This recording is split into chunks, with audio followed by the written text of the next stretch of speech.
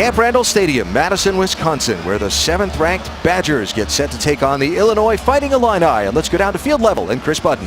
Alan, now that the Big Ten title hopes are in Wisconsin's hands, the question is, how do you get a bunch of 18 to 22-year-olds to focus every week? I talked to quarterback Alex Hornibrook. He told me maybe that knowing it's in front of them will help motivate them. However, Paul Chris wants just the opposite. He wants them to ignore it, block out the noise, but says if you are listening to it, then just go out and execute. As for Illinois, they will start freshman quarterback Jeff George Jr. However, I did speak to Lovie Smith just a bit ago. He said that senior quarterback Westlawn is available, but they will only use him if they have to. He's been struggling with a back injury since the last 4 games. All right, Chris, thanks. So the Illini and the Badgers ready to go here on what is a seasonably beautiful day.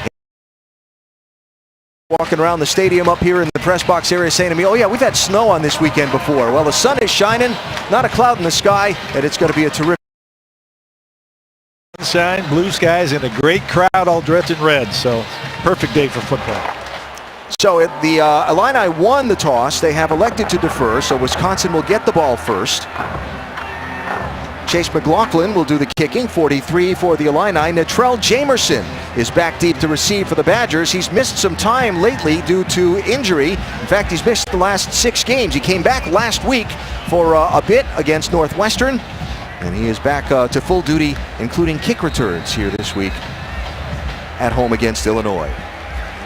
Wisconsin in a 3-way tie atop the Big Ten's West Division. They have the tiebreaker over Nebraska by virtue of their win. They have yet to play Minnesota. They'll play them in a couple of weeks, ball off the tee, and they'll set it up again. That Minnesota game looms large for both of those teams because they're tied right now, and hopefully they continue to be so, and that game will be for the division championship. That game will be here on Thanksgiving weekend of critical importance to that division race. Minnesota and Nebraska play later today. And that can change the whole picture around. First, you got to... And we're set to go in Madison.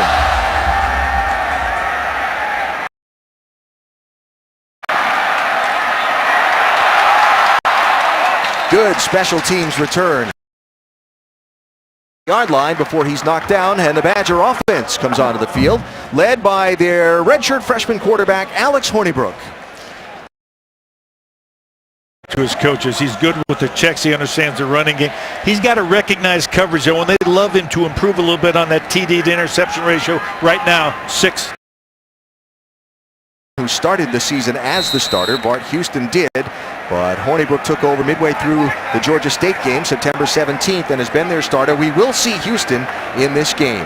Bradrick Shaw, 7, starts as the tailback for the Badgers. He'll go quickly to the end around. They had that Corey was Clement lined up, who came around, Yeah, they had him split out at a wide receiver position. They've got a lot of mileage out of that fly sweep, and they've done it typically with Jazz Peavy, but they want to get Clement the ball any way they can.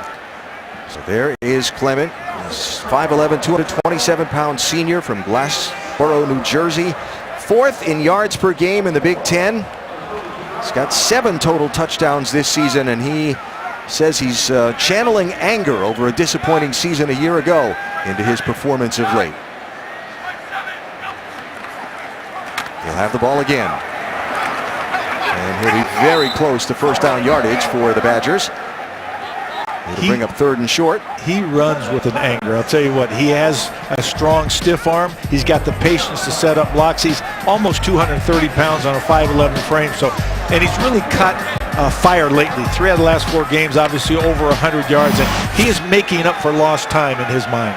He only played 4 games last season due to injury. So it's 3rd and short for the Badgers. 3rd down conversions have been something of a problem for their offense. Headed the fullback off the far side, Alec Ingold, who will have enough yardage to move the chains. 3rd and 1 for them is about 99% run, especially they got a great job on 1st and 2nd down. The problem today for Illinois up front will be that they are a fast edge team. They've got great defensive linemen on the edges who like to rush the passer, but they're going to have to defend the run and be ready to take on the run play after play after play. There's Dwayne Smoot. And Carroll Phillips, you got to look at the 2 defensive ends. Dewan Smoot, excuse me. And Clement again. It's about 4.5, almost 5 on first down before Chunky Clements knocks him down. That's good gain on good yardage on first down. They are committed to the run. They're very comfortable running the ball. If they don't have to throw it, they may not. And the reality is today against this Illinois team, they're going to test them. They're going to make them have to stop the run. Illinois conversely says, we've got to stop the run and make them try to beat us with the pass. So the Wisconsin coaches were expecting the Illini to add 1 to the box and try and challenge them and force them to pass. By alignment, we're seeing pretty much that. They're trying to spread you out, but they're going to find a way to sneak a safety down low and get him in the box fairly quickly, just as they're doing right now. Bottled up quickly, and that player that came down from the top side was number 2, Julian Jones, who came in from one of the linebacker positions. He and Hardy Nickerson, the middle linebacker, with some contact. You're going to see a lot of man-to-man coverage. In order to sneak somebody in the box, you can't have a too deep zone look. So Illinois trying to get those guys down in the box, which creates man coverage. Wisconsin wants to take advantage of that with the shot opportunities off of play action. So 3rd and 5 here.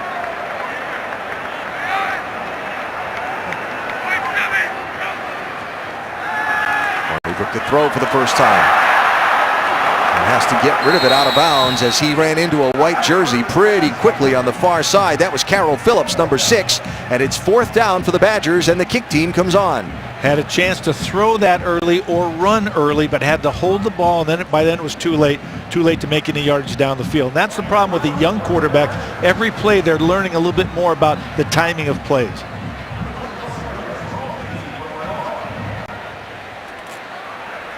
So Anthony Lottie is on to kick for Wisconsin. Darius Mosley back deep for the Illini. They take that at the 10 and hit quickly and dropped to the ground by Natrell Jamerson with a big special teams play. The Illini will start from their 9-yard line. I think Natrell is happy to be back on the field. He's returning kicks. He's getting a chance to cover down on punts and make plays. So here comes the Illini offense led by their redshirt freshman quarterback, Jeff George Jr. Strong arm, still learning. Big game last week, though, brought his team back. Not the completion percentage he would want, only 42%, but good touchdown interception ratio, 4-1. So he's got a short memory. He's just got to get on to the next play. The player to his right, tailback Kendrick Foster, is one of the stars, if not the star, of this Illini offense. George to throw and throw deep on first down. Too strong and incomplete, and they'll come back for 2nd and 10. George, 205 pounds, 6'3", from Warren Central in the Indianapolis area. Of course, one of the great high school football programs in the nation. He has a very strong arm, but his accuracy, his repetitive accuracy, ability to throw a ball to a certain spot time after time is lacking right now. He'll get better and better the more he plays. So they took the shot on first down. Now they're at 2nd and 10 from the 9. Sort of serving notice. Take a shot on first down. Says we're not cowed by this defense. We're going to take shots all day. Gets it out of his end zone under pressure and overthrows Malik Turner, who was surrounded by 3 Badger defenders, but saved a safety there. They've been primarily a running team, but obviously they're not sure they can run the football. They tried to move the pocket, got some penetration inside. Luckily, he got rid of the ball. Could have been a safety or could have been an interception. This isn't thrown into triple coverage down the field. It's Vince Beagle, 5th-year senior outside linebacker for the Badgers, who almost got a hand on him. So 3rd and 10 from the 9. Watch out for Beagle, because he's the guy that leads not only with his voice, but with his play. Protection holds, another deep shot. And Turner couldn't find it. He looked inside, turned back outside. And the trouble, the sun right now at that part of the stadium could be very difficult for the receivers. They've thrown twice that way. Maybe they thought the defensive back couldn't see the ball either. You see the shadows across the field, and the sun comes from the direction that that ball was being thrown from. So 4th down, punting from their own end zone is Ryan Frame, 13. Senior punter in his 2nd year as a starter. He has struggled some. Flags are out. And they're going to give up half the distance to the goal. Yeah, false start. Offense, number 35. 5-yard penalty. Remains 4th down. As a coach, you really don't like to pin your punter back against the end line. It also lessens the room by which you can have that separation from the line of scrimmage.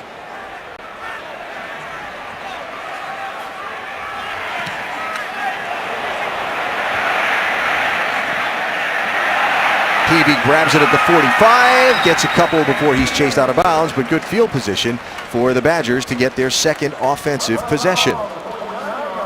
That was actually a pretty good punt out of your end zone and kick it away from the returner to not allow a great return to occur. 52-yarder with just a 3-yard return. So here comes Alex Hornibrook and the Badger offense back onto the field. We're not able to convert the third down try before. After getting an initial one, was shut down by the Illini defense. And they'll try again, this time from their 49-yard line. That's some pretty good field position.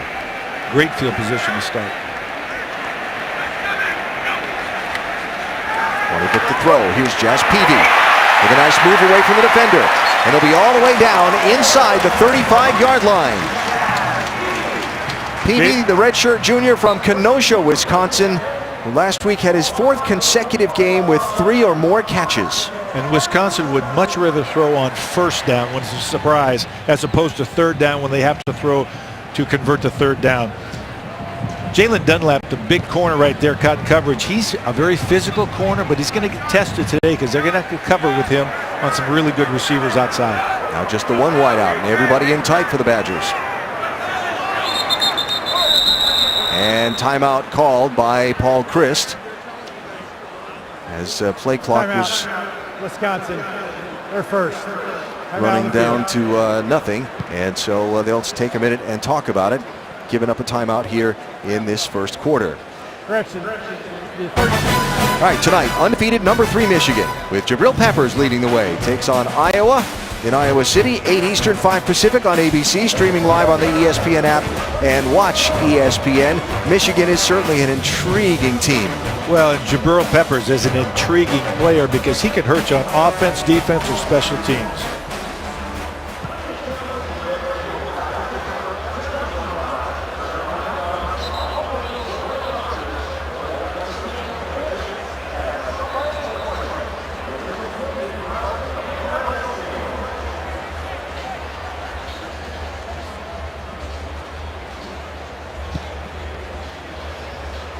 And we welcome those of you who've been watching Penn State come from behind to beat Indiana in Big Ten play to Madison, Wisconsin, number 7, Wisconsin.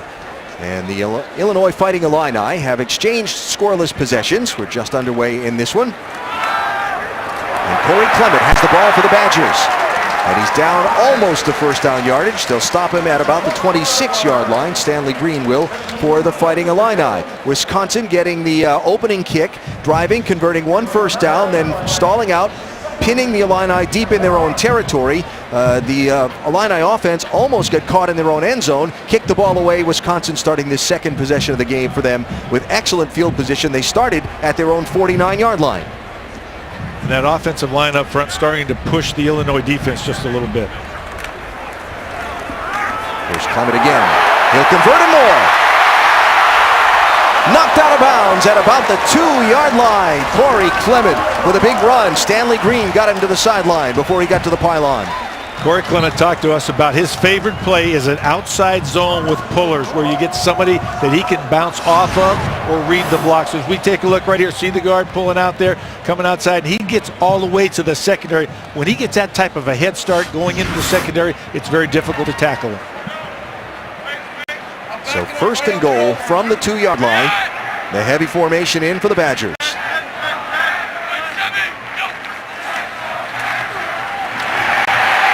Clement in for the touchdown.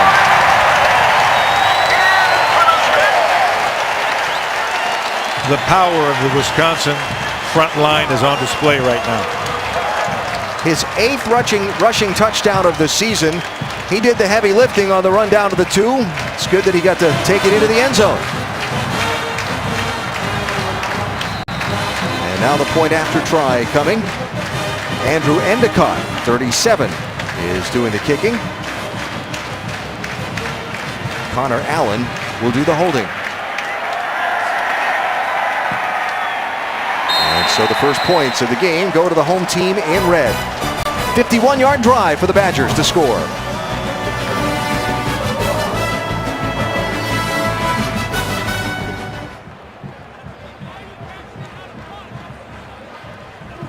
in yards all around the neighborhood. Pay to park. Their tailgates are set up in people's front yards. We drove through some of the neighborhood streets on the way in today. What a setting and what a scene for a college football game. Houses, fraternity houses, tailgates going right on next door. Yeah, it was fabulous. And those brats. Did you have a brat or two? I did not. Oh, okay. Nor did I have the beverage. That's for later. Just saying. But that might be on tap for later. But we did have milkshakes yesterday. Yes, we did. At the dairy bar across the street. So P.J. Rosowski kicks off. Nathan Eckerd will down it in the end zone. And it'll be a touchback for the Illini. This college football season, stream every game live on the ESPN app and on Watch ESPN. If you haven't downloaded it, make sure you do so. What are you waiting for? Or visit watchespn.com today. Here in Madison, the Fighting Illini offense comes back onto the field for its second go. We'll have a little bit better starting field position. Last time they started at their own 9. Jeff George Jr., redshirt freshman quarterback, who last week led a game-winning 75-yard drive with a minute and a half left in the Illini's victory over Michigan State. Starts at his own 25. Will hand off to Kendrick Foster. He'll get nowhere. Vince Beagle through to make the stop. 47 for the Badgers. They call Vince Beagle the Tasmanian Devil, the whirling dervish. He has just got such great speed to the ball, and he makes so many plays. Badger defensive coordinator Justin Wilcox told us that he draws a lot of holding penalties because he's so quick around the edge. Yeah, it's hard for those tackles off the edge with him coming. So a loss of 1, 2nd and 11. Bringing pressure. George gets it away, throwing deep again. Caught! How did he catch that? Desmond Kane reached up with a hand and tapped it into the other hand. There are flags down, though, in the offensive backfield. 3 of them, in fact. Personal foul. Chop block. Offense. Number 22 and 53. Half distance to the goal. Repeat second down. Kendrick Foster and right guard Nick Allegretti. That typically happens when a back ends up trying to step up and block. Watch him right here, just step up, and then those two combine for a high-low block, and it's really probably unintentional at that point, obviously, but they're definitely throwing that side of the field all the time. They finally completed one that's going to be called back. So a 38-yard gain wiped out, and now they'll back them up, and the Illini will be at their own up to 11 and a half, 12-yard line.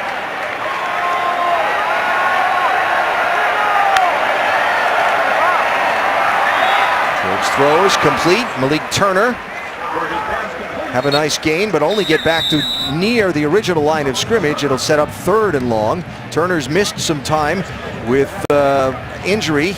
He should be back this week, we were told by Lovie Smith, and indeed is back today. They certainly missed him last week. He's the #1 deep threat. He's the guy that they throw the ball to, #1 target, and with him gone, Jeff George was struggling last week to find receivers to get open. So 3rd and 11. Illinois offense only converting 3rd downs at a 30% rate.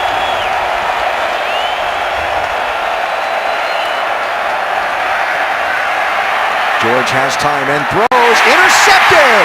Dakota Dixon picks it off.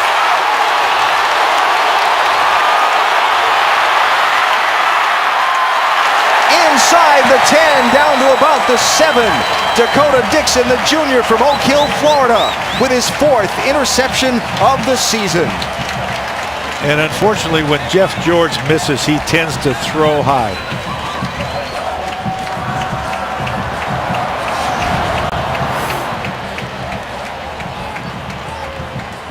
Right here, we're just taking a look here at this side of the field, because look at Jeff George went the wrong way initially on the fake, and he's trying to throw, and he just, once the ball gets away from him, it goes over the top right into the defensive back's arms. Dakota Dixon, you talked about being Johnny on the spot, being the guy that was right in the right place for that type of throw. So the 2nd interception thrown by Jeff George. Throwing picks has not been a problem for the Illinois offense. 40-yard return, and the Badgers in business at the 8-yard line. Clement will take him inside the 5 to the 4.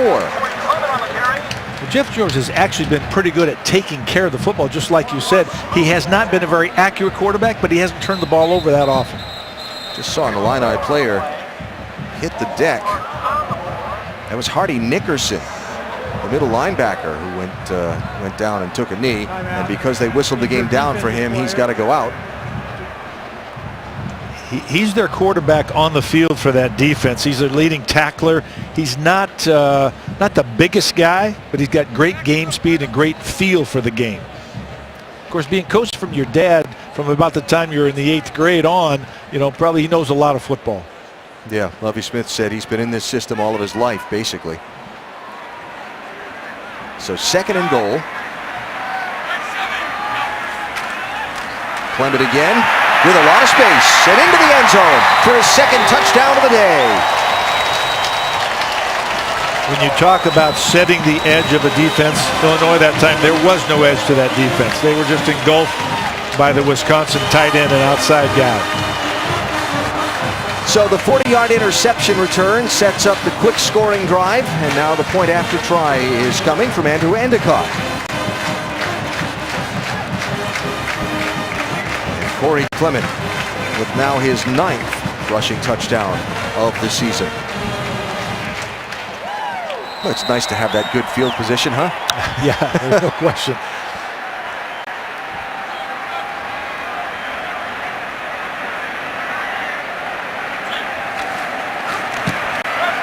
So the point after is good.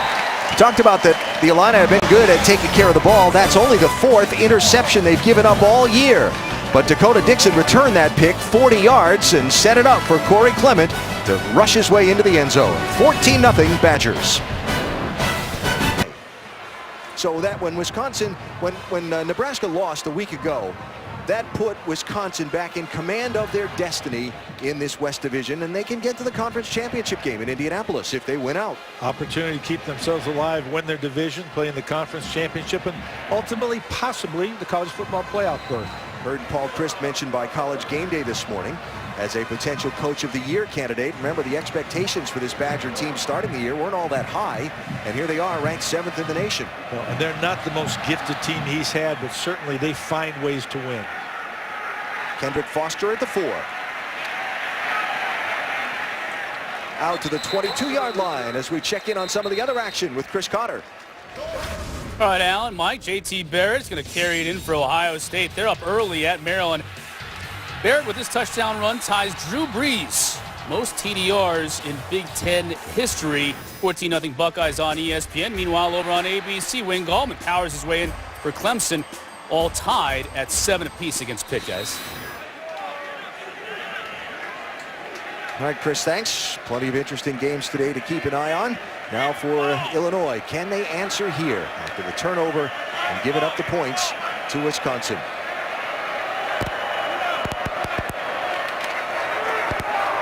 Rick Foster looking for an edge. Is not going to find one on the far side. Let's check downstairs with our Chris. Allen Jeff George Jr. coming off that interception. The coaches have told us that he has this ability not to let mistakes bother him.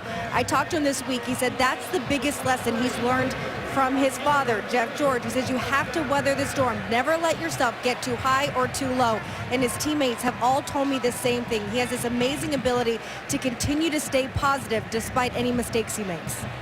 All right, Chris, thanks. There was a personal foul face mask called on that play, which is going to help George Jr. and the Illini offense gain a little free field position. Going to move the ball out now to the 37-yard line, and they'll get a 1st and 10 from there.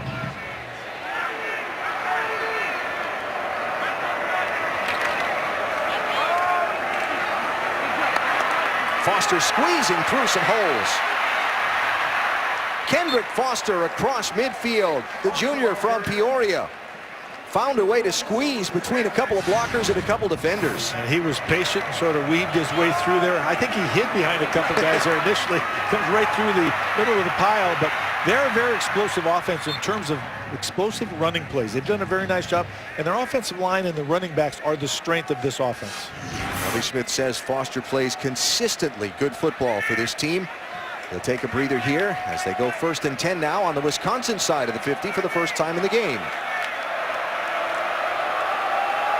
This will be Reggie Corbin. Gets the edge near side. inside the 30-yard line before he's knocked down. So the Illini opening some holes on this drive. And interesting that they chose to throw the ball in the first 5 downs that they had, but now they're getting some success with their run game. I thought it's interesting, too. They have Wes Lunt healthy for this game. Jeff George has not started off very well, but you don't want to ruin his spirit as a young quarterback.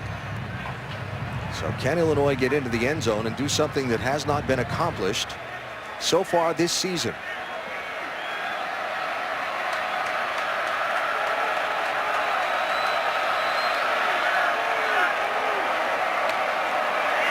George to throw under pressure. Hit as he throws. Too far downfield. And incomplete. I mentioned something that hasn't been done yet this season. What's not been done this season? Scoring in the first quarter against the Badgers. They've been pretty stingy. There's no question about it. I'll tell you what, Jeff George has a strong arm and a short memory, which is what you want for young quarterbacks. They talk about his enthusiasm on the sideline. Whether he's completed a pass or not, he feels really good. And he says, Coach, I'm ready. I like it. Let's go.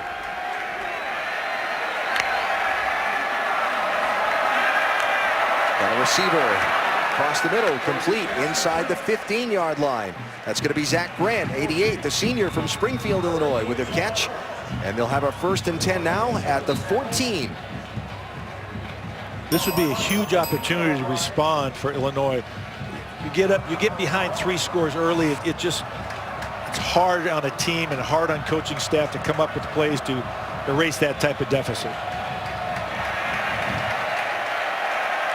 Especially after throwing the kick. Marching down the field, getting some points here. That would be big. There's Foster again, but sealed off. That time on the far side. Leo Musso, 19, came up from his safety position, and he was in that backfield in a hurry. He is their most consistent tackler from the secondary. They put him on the quarterback when they play a running quarterback. He just does a great job of finding the football. 50-year senior who had career high in tackles last week against Northwestern when he was one of the Badgers game captains. So loss of 1, 2nd and 11.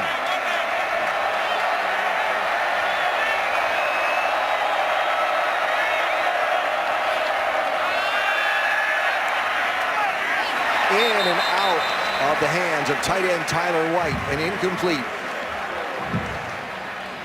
He's an inline tight end type, NFL prototype body, that type of thing, but that's a screen to try to find ways to attack this defense, which is very, very good with getting their reaction to take him away from the intended receiver. Throw a screen, throwback type screen. So 3rd down and long for Illinois. The question is whether Wisconsin's coming with pressure or coverage. And it is pressure. Hand it off. Reggie Corbin tried to squeeze through, but it was well defended by the Badgers. Ryan Connolly, 43, with the stop, and it's 4th down, and the kicking team comes on for Illinois. You know, the kicking game has been interesting, but one of the things that you have to recognize is that a big underdog might take a shot here, so you got to play the fake. They want to get points on the board, but they also want to get touchdowns when you're in the red zone. There's Chase McLaughlin, the sophomore from Cypress, Texas. 78% of his kicks this year, this one from 31. And the Illini get 3 points back on the drive after the turnover that cost them 7. 14-3 late in the first in Madison. Michigan, Iowa, tonight at 8 Eastern on ABC. With touchdowns preferably, but you'll take field goals, especially against this defense. Yeah, and this defense does not give up much. The Wisconsin defense is 3rd in the nation in the scoring defense. So kickoff coming from Chase McLaughlin. Natrell Jamerson back deep. He's made a couple of plays on special teams already. See if he can make another here on a kick. He'll take it a couple yards deep in the end zone and bring it out. Across the 20, knocked down at the 22-yard line. That's where the Badger offense will take over. Tonight, number 3, undefeated Michigan takes on Iowa in Iowa City at 8 Eastern, 5 Pacific on ABC. Of course, streaming live on the ESPN app and watch ESPN. Jabril Peppers, is he on your Heisman favorites list? He is on my list. He's number 3 there as an athlete. He can hurt you on offense, defense, or special teams. But if you listen to Coach Harbaugh, he may want to talk about Wilton Spate being a guy we should be considering, the quarterback for Michigan, who's done a great job this year. I like that you reclassified him as an athlete there. Well, he's primarily a defensive player, but he's gone special teams and offense. Does about everything, doesn't he? It'll be fun to watch tonight, 8 Eastern on ABC. From the 22-yard line, number 7, Wisconsin with the ball, up 14-3. And Corey Clement doesn't get much on that one before Patrick Nelson, 21, drops him for Illinois. Clement's already had 2 touchdowns in the ball game. He's up to 56 yards on 10 carries. Chunky Clements got a little penetration that time, which helped. That's the first time that Clement has had to redirect behind the line of scrimmage yet today.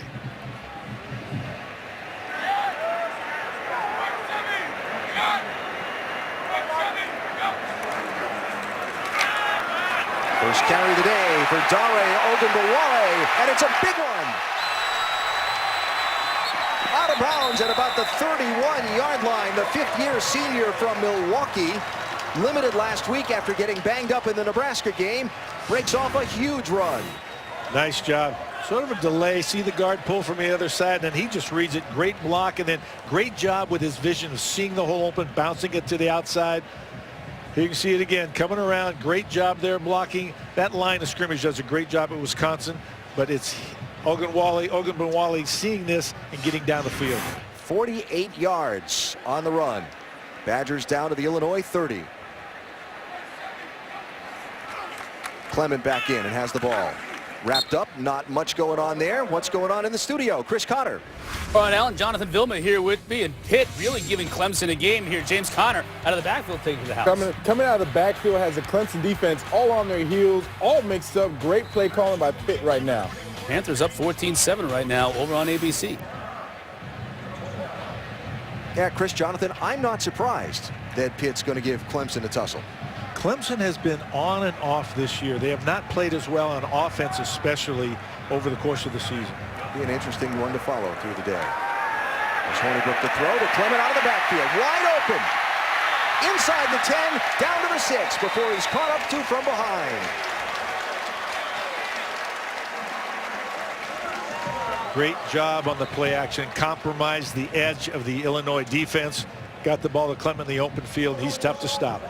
When you can look across here from the booth, and the only guys you see between the far hash mark and the numbers on the far side are wearing red jerseys, you know they've got something going. That's an issue. That's an issue for the orange and white team down there. I mean, excuse me, he had some distance. So it's 1st and goal from the 6-yard line. Nothing happening there. Stacked up inside by big number 6, Carroll Phillips, for the Fighting Illini, their senior defensive end. Who's once again one of the most athletic, great edge rushers that they have, but that's primarily what they do. That was a great job of crashing in that time and getting his pad level down to stymie that play in the backfield. Lovie Smith told us that if you're going to win on the road, you've got to stop the run. You've got to take the ball away to have a shot at it. They have not succeeded in stopping the run yet. Especially against this Wisconsin team. Hornibrook throws. Jazz Peavy has a touchdown for the Badgers.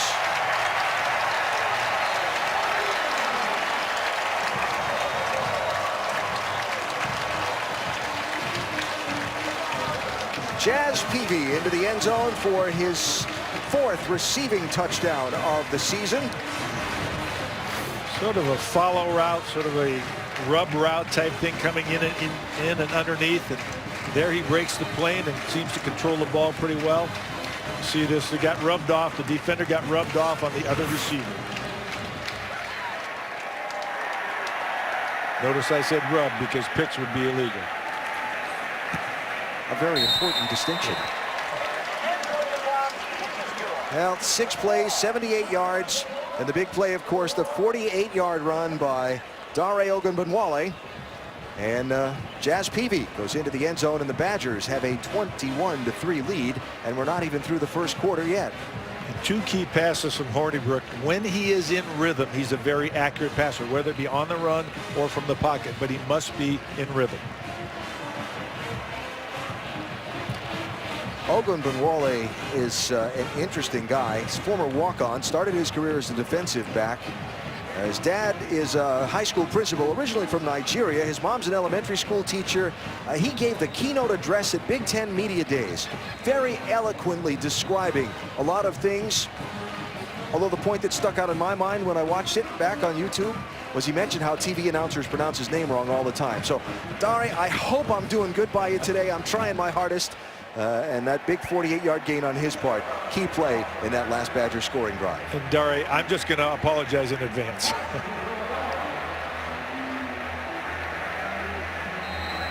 So 13 seconds to go in this first quarter. And Rosowski will kick off for the Badgers. Over the head of Kendrick Foster, and a touchback for the Illini. Our Polaris Drive recap. I talked about the 48-yard run from Dare. Here it is. Nice blocking up front. Good vision to bounce to the outside. Key block, but sets him up way down the field.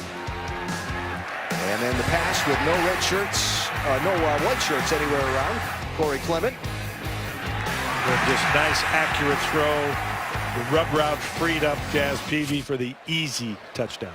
So except for the opening drive punt, it's been touchdown, touchdown, and touchdown for the Badger offense. And now the Illini left to try and answer again. They got a field goal last drive. Jeff George Jr. under pressure, gets away from one. Throws a pick.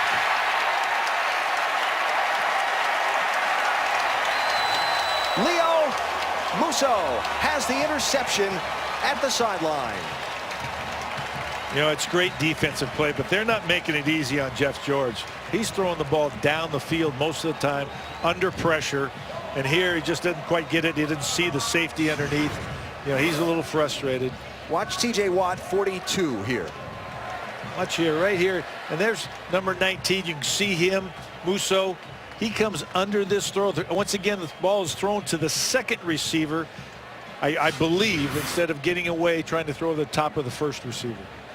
So with 6 seconds to go in this first quarter, second turnover of the day for Illinois.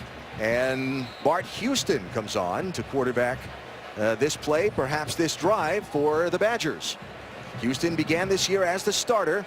It has been a regular thing since Hornibrook took over as the starter for Houston to see playing time. He's in here under center for Wisconsin. He'll toss it to Clement, who'll throw it back to Houston, who slips and drops the ball. And probably good that he did, because it was going to be a big yardage loss. Yeah, I've noticed on this turf, game I watched a couple weeks ago, people slip on this turf, even the home team. And so it's, I don't know if the turf's getting old or there's a little dew point, or I'm not sure, but there's more slippage on this turf than I've seen for a while. Wonder if the shadows that come over the field in these late afternoon games have something to do with that. I have no idea, just speculating. Well, or we talk about the turf monster that just jumps up and grabs those guys. I don't know. That turf monster's mean, isn't it? So second down and 10 after the incompletion. Final play of the first quarter here. Houston will hand off to Ogun Benwale. And he'll have a nice game. Fight forward to about the 44, make that the 36-yard line as they're into Illini territory. End of one in Madison. Big lead for the number 7 Badgers.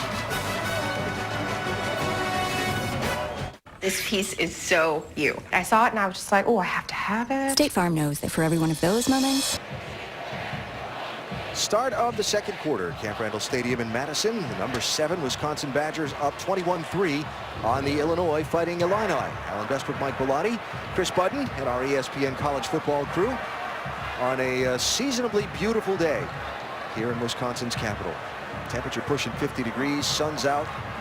It's been a nice one. So a third down coming up here for the Wisconsin offense, and Alex Hornibrook is back in for this third down and 3. That's Bart Houston, excuse me. They'll give it to Ogun Benwale, and he'll have the first down and more.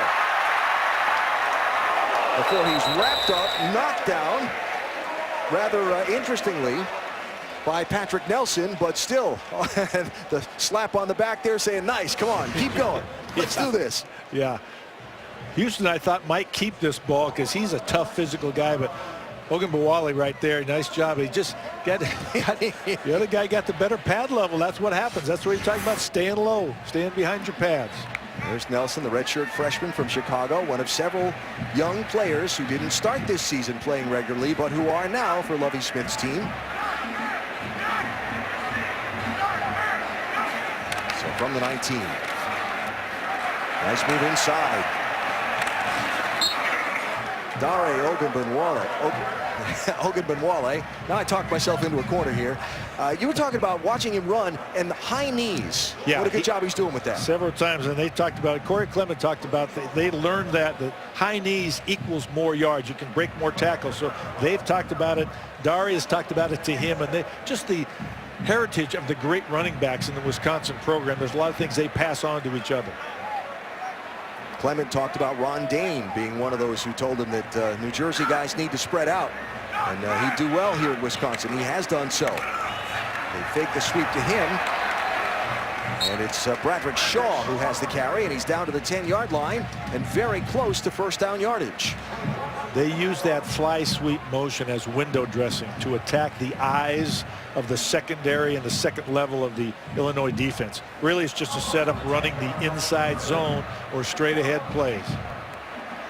A couple things. This Wisconsin offensive line, those are some big boys. Big boys, big dudes. They're tall, and I'll tell you what, they have girth and size and range.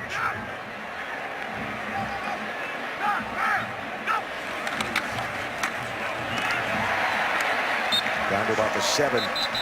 The Illinois coaches told us that the interior of their defensive front was going to have to hold up under this pounding they were going to take today for them to be able to slow this running attack down. They have to stay gap sound. Now, you can use movement because they're not the biggest, strongest team, and they think in the short spaces they can be quicker than the Wisconsin offensive line, but you still have to be gap sound no matter where you go. Fullback is Alec Ingold.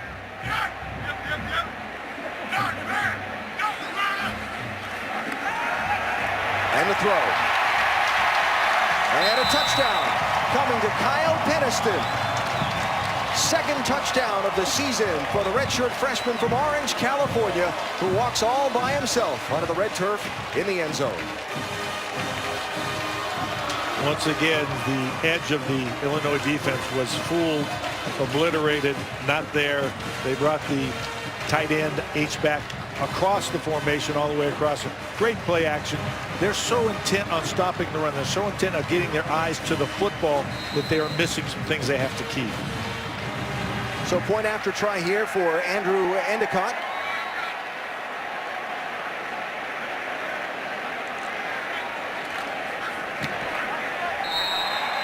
And it's 28-3. Well, we said Wisconsin not of the style to put style points on the board for the College Football Playoff Committee. Maybe not today. Maybe just a little.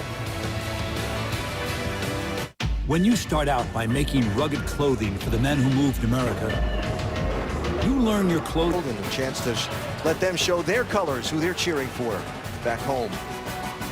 It's a Veterans Day period as the son of a 28-year serviceman in our military. So deeply grateful to all they do to provide us the freedom to enjoy college football on a Saturday. And sidebar note, so really grateful that some of the things that we've been able to show on television this week, Sage Steele from Arlington National Cemetery, the things from Pearl Harbor that were done yesterday. Great to take the opportunity and have the opportunity to salute our men and women in uniform. So Jeff George Jr. will come back onto the field for the Fighting Illini. 2 picks today, his second and third of the season. And unfortunately, both balls somewhat underthrown or ill-advised throws. He's under pressure. They're not asking him to dink and duck and throw short passes here. He's throwing the ball down the field. Unfortunately, not having a very good day at it so far. And only 3 interceptions the entire season between the 3 quarterbacks that have played for Illinois. And they've almost equaled that number just in the first quarter today here at Wisconsin. Here's Kendrick Foster. Nice yardage on the first down run before he's wrapped up and dropped by Leo Musso. They've got to feature a steady diet of this. They're a good running football team. They have a lot of explosive plays, and both running backs, Foster and Corbin, have the ability to make a big play out of nothing.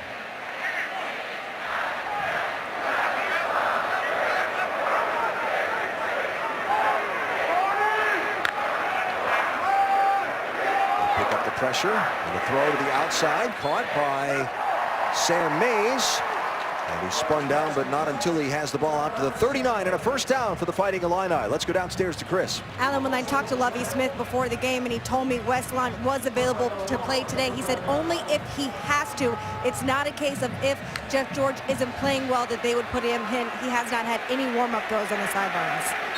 Lunt has missed the last 4 games with a back injury. He is their senior quarterback. He's completed 60% of his passes this season, and he's one of only 2 quarterbacks in FBS with better than 125 passing attempts and only 1 pick. Well, he's experienced. He certainly would handle some of these situations a little bit better. But if he's not ready, and you don't mess with a back injury, obviously it's only if Jeff George were to get hurt or go down that they'd try to play him. Gonna go deep again.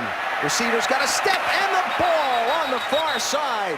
Justin Hardy has the ball all the way down to the 21-yard line.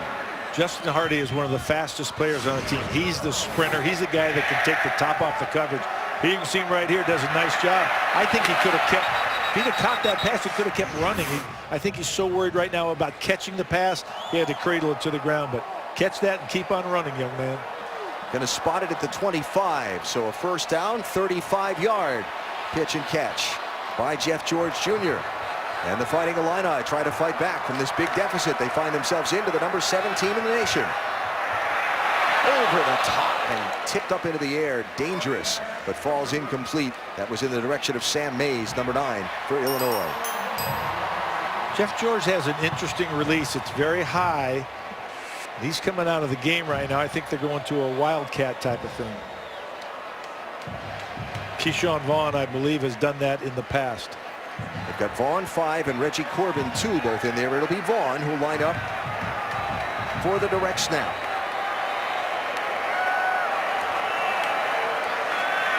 Tried to run the read option, but that was sniffed out really, really well. That was TJ Edwards, 53 for the Badgers, who had the better read on the read option. You can see him right here. He's going to be right in the middle of the screen, and he sits on this. Does a great job. He steps over and then comes back to take the quarterback. He's got him. That's a nice job of making sure you don't get fooled and stay in your gap. Eye discipline, right? Exactly. Exactly. Great way to put it. 3rd down and 8. Pressure coming. Picked up. Not completely. And Beagle will get to the quarterback and drop him. It'll be 4th down. Beagle has the speed. He's got makeup speed. He can come off the edge and come back around and still catch a quarterback running down the field. So the field goal unit comes on. That's the 2nd time in the game that the Fighting Illini have put together a nice drive and then stalled out and have to try for 3. You got to find a way to cash in, but obviously at some point they need to concern themselves more with touchdowns than field goals. From 39 yards. And he missed it. Wide right.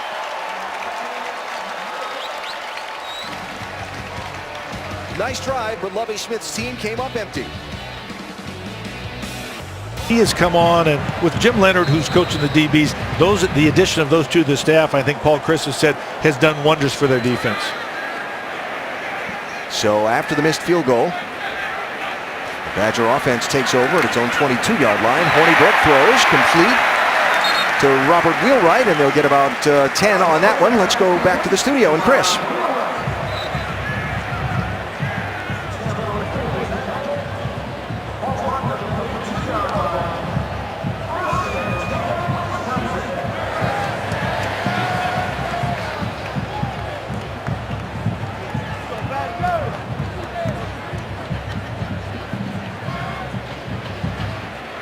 The old upon further view. Corey Clement with a nice gain on first down for the Badgers. So here as we get about midway through this second quarter, game has been all Wisconsin so far, aided by 2 Clement touchdown runs and 2 intercepted passes that Badger defense has made on the Illinois offense. And so far, we haven't seen as many shifts and motions out of the Wisconsin offense as we normally see. They haven't had to at this point in the game. Yeah, that was something you were expecting them to do, to try and change the eye focus, if you will, of the defense lining up and try and disguise what you're trying to do. And no offense to Illinois, but right now they don't have to do that. Right now they're capable of blocking them straight up, running power formations, I formation, running straight ahead with some occasional guard pulls. But the reality is, once you start, if you feel you need to do those shifts and motions, you can use them to, as you said, either gain a man at the point of attack, make them communicate and re-communicate the defense. Third down and short for Wisconsin. This is Shaw. Didn't get it. Did not get it. That's a huge play by the Illinois defense up front. They got low that time. They had a little bit of movement. That's a huge play, a huge opportunity. And I don't think that Paul Chryst is a gambler at any point in time. No matter who you're playing and you're in your own territory, 4th and 1 at this point in the game, let's punt it away. You caught a look at 16 Rob Bain, who made the stop underneath the pile for the Illini defense, and so the punt team will come on. It's the second time in the game we've seen Anthony Lottie, the freshman kicker from Flowery Branch, Georgia, north of Atlanta. Fake! And a first down! Direct snap into the middle of the blocking wall, and it goes for a first down. You know those style points you might have talked about? Yes, sir. I'm just saying, that's the first step. Garrett Dooley got the direct snap and went in behind that big offensive line. And take a look. This is just power football. This is a rugby scrum. Let's push him for 1.5 yards, 2 yards. And obviously look at the excitement of the Wisconsin team. And on the other side of the coin, the defense for Illinois thought they'd gotten off the field. And now regroup and strap up those chin straps and come back out and try and do it again. There's Jazz Peavy. He took one of these for 46 yards for a long carry, but didn't get quite that much on that one. He's averaging over 10 yards a carry. He's got 175 yards coming into this game rushing, 1 TD all on that fly sweep type play. That is his play. It's got his name right on it in the playbook, I believe. That 46-yarder was a week ago at Northwestern.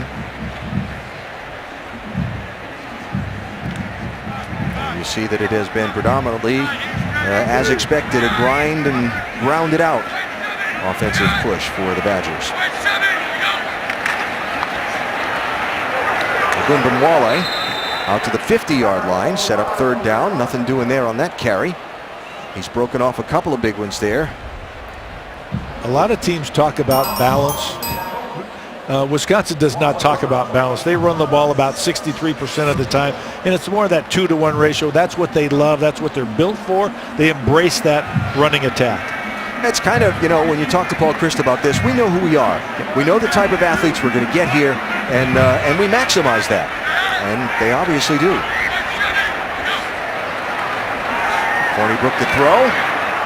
Receiver's got a step. Ball is thrown in between 2 converging receivers and 3 converging defenders, and it's incomplete, and it sets up 4th down again. Well covered. That was a multiple vertical route, as you can see. Watch these 2 guys. It's man-to-man coverage, and they're right on the hip. Nice job. And the safety comes over the top. Had that been close, I think he would have been able to break that pass up. But this is thrown sort of in between, just a little bit too far down the field. Throwing it up for a receiver to run under it, I guess. Yeah, they'll play a little tougher right now in this punt team, though. I know 4th and 6 is different than 4th and 1, but yeah, you still got to respect it. Roddy will kick this one. Caught on the run. That was Darius Mosley, who'll have the ball out to about the 20-yard line. And the Illini offense will come back onto the field. Jeff George Jr. going to try and lead his team down again.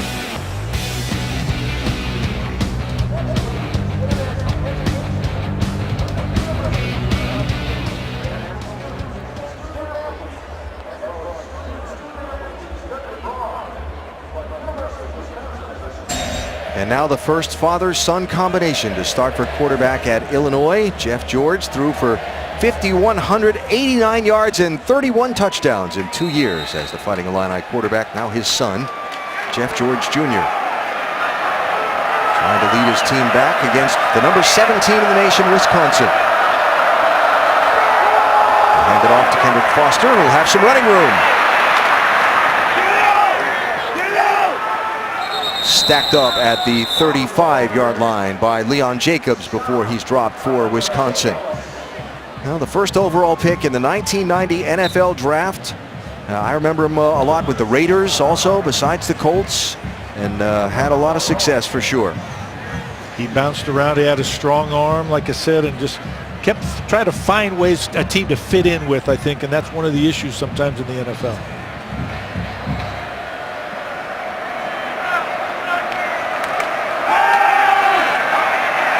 Under pressure, dumps it off underneath to Foster. Foster pursued to the outside by Leon Jacobs. This Jeff George Jr. story, really intriguing, Chris. It is. In fact, when I talked with him this week, he says he can remember being a little boy on the sidelines and go.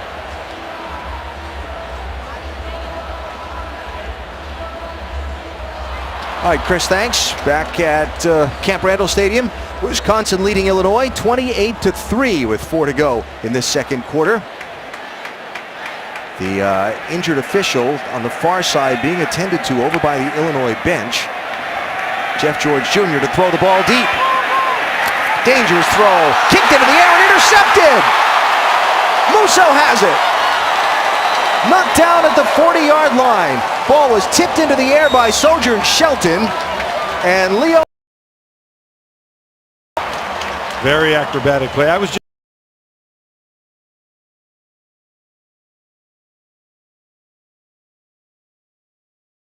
here they throw it deep. Should have been intercepted the first time. It does a great job of kicking it up into the air. Musso, Johnny on the spot, so to speak, is right there to pick up the interception. Now that's a good bounce.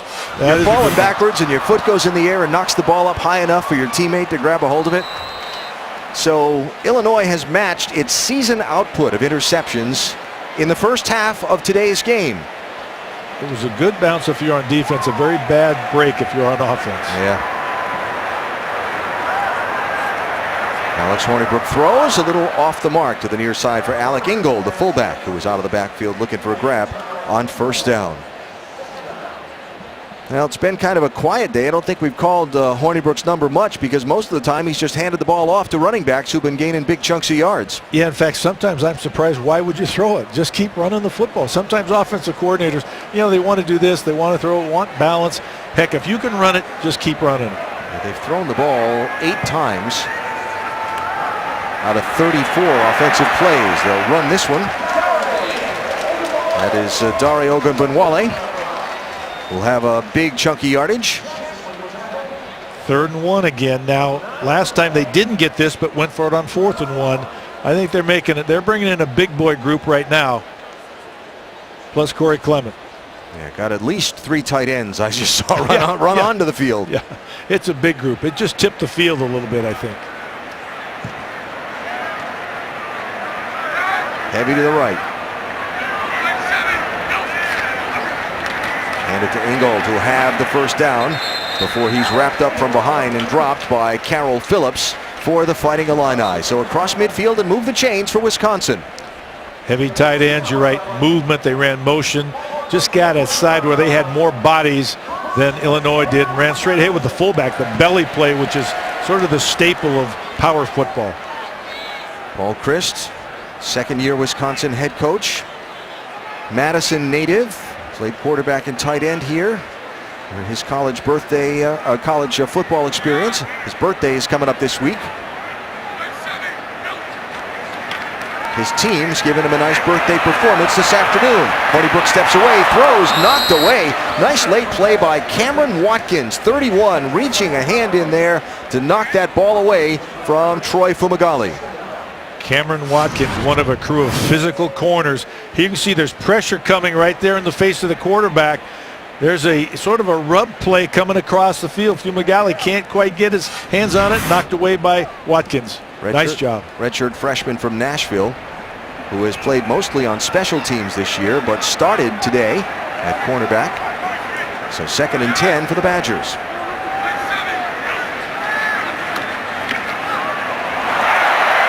Made one miss in the backfield, picked up 5. Corey Clement. Throw on 1st down. If you don't get it, run the ball on 2nd down to get to a manageable 3rd down opportunity. Not quite as good as that last opportunity, but 3rd and 5 or 6 now. You have to be a little bit aware of whether Illinois is going to bring pressure. The edge matchups for those tackles, to protect them in terms of the great pass rushers off the edge, Phillips and Smoot for Illinois. Ogunbowale has averaged 14 yards a carry in the game today. He's in there on this 3rd and 5. Knocked away. Pass intended for Robert Wheelwright and well defended by Jalen Dunlap, but it's 4th down.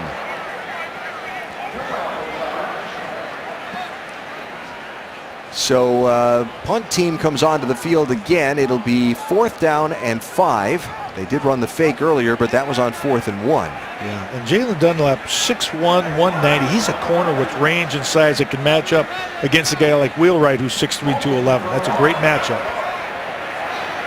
Darius Mosley standing at his 8 for Anthony Lottie's punt. Short kick. And will bounce to the sideline and go out of bounds at around the 14-yard line. Our Pacific Life game summary now, how we've gotten to this score that we're at in this first half so far.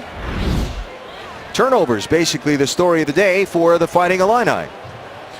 Right, and they've got 14 points off of those 3 Illini turnovers. Corey Clement getting some rush yards going. Ogunbowale, obviously a big dose of the running game. Yeah, they just had big chunks of yards. And Clement with a couple of touchdowns into the end zone already. So 28-3, a minute and a half to go in this first half. Jeff George Jr. starting at his own 14-yard line to see if he can get Illinois some more points before halftime. They've had 2 nice drives, but had to settle for field goal tries on both of them. Made one and missed one. Inside throw, is that picked again?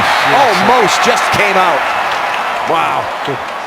Natrell Jamerson had a shot, but couldn't hold on to it. Okay, at some point, there's 1:26 left, 3 timeouts.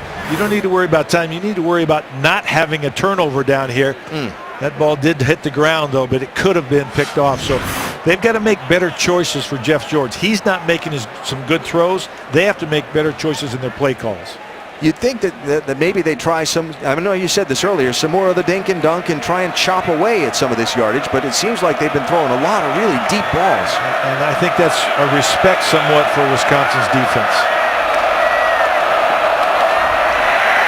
Foster wrapped up in the backfield and dropped. Now TJ Watt was there. Wisconsin may choose to call some timeouts here. Wisconsin, they're first. They're second. Correction.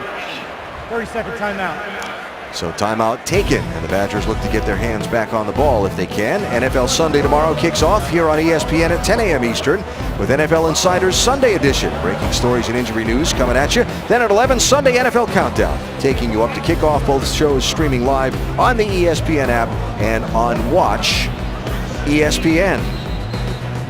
A couple of great receivers and a couple of pretty darn good quarterbacks, too. Talk all about tomorrow's big games. Yeah. And including that and Patriots. Maybe even a defensive back, too. Yes, you're right. Patriots-Seahawks matchup coming up Sunday night. Who are you rooting for? Well, there's no question on my end. I thought I'd just check with you on that. But as they say, you don't discuss politics and religion on the air. And that's religion? Or both. 3rd down at 11 for Illinois. Wisconsin fans say, keep your foot on the gas.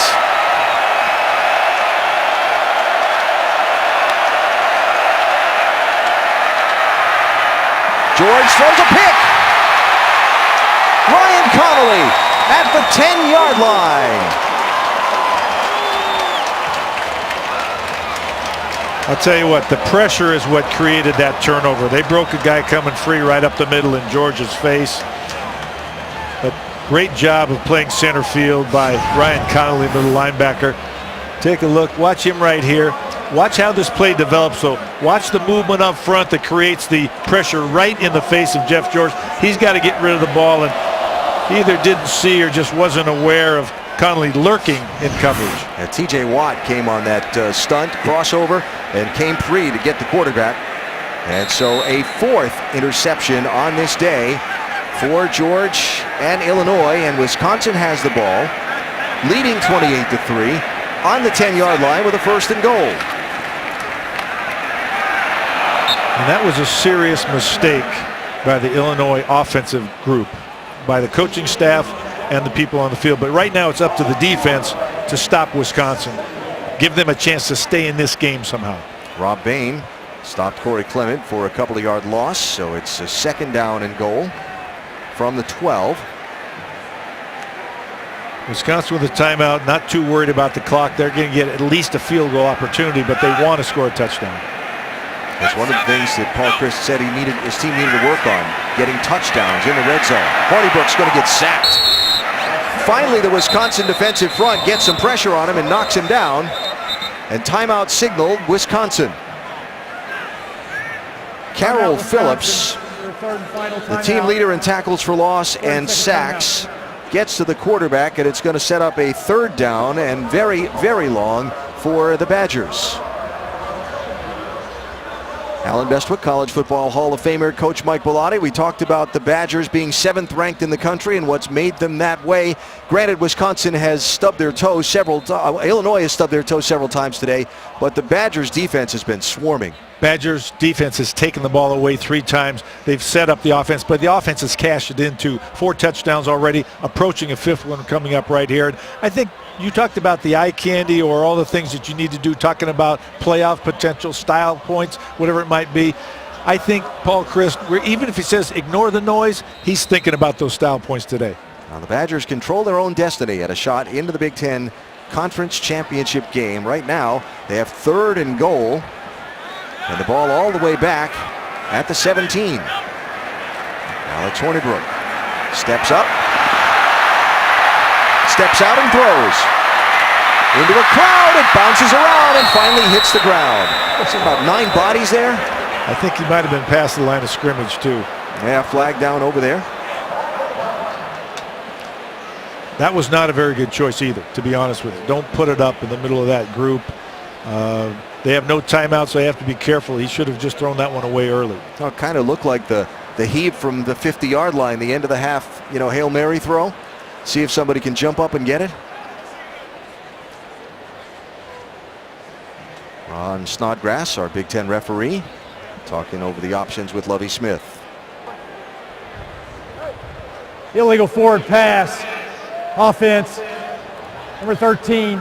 By rule, this includes a 10-second runoff. Please reset the game clock to 14 seconds.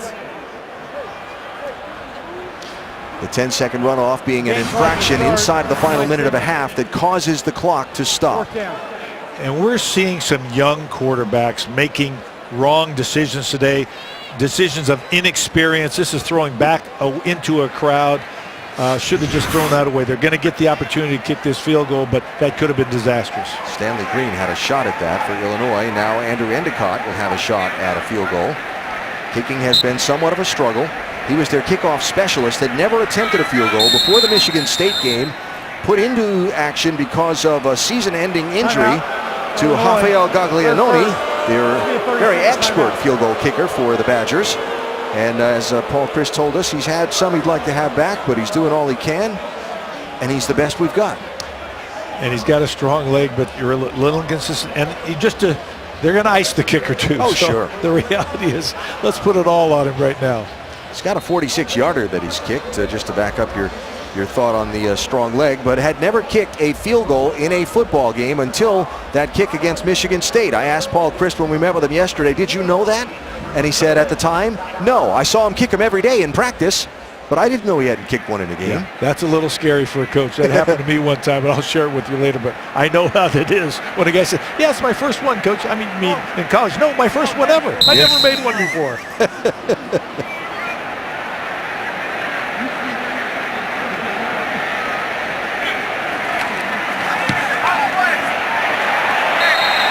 nicely drawn in. And so the turnover turns into 3 more points for Wisconsin. And a look at our college football playoff rankings brought to you by Capital One. The Badgers coming into the day ranked 7th by the College Football Playoff Committee. They're not hurting themselves with this performance today, I'll tell you. Alabama already a big winner today.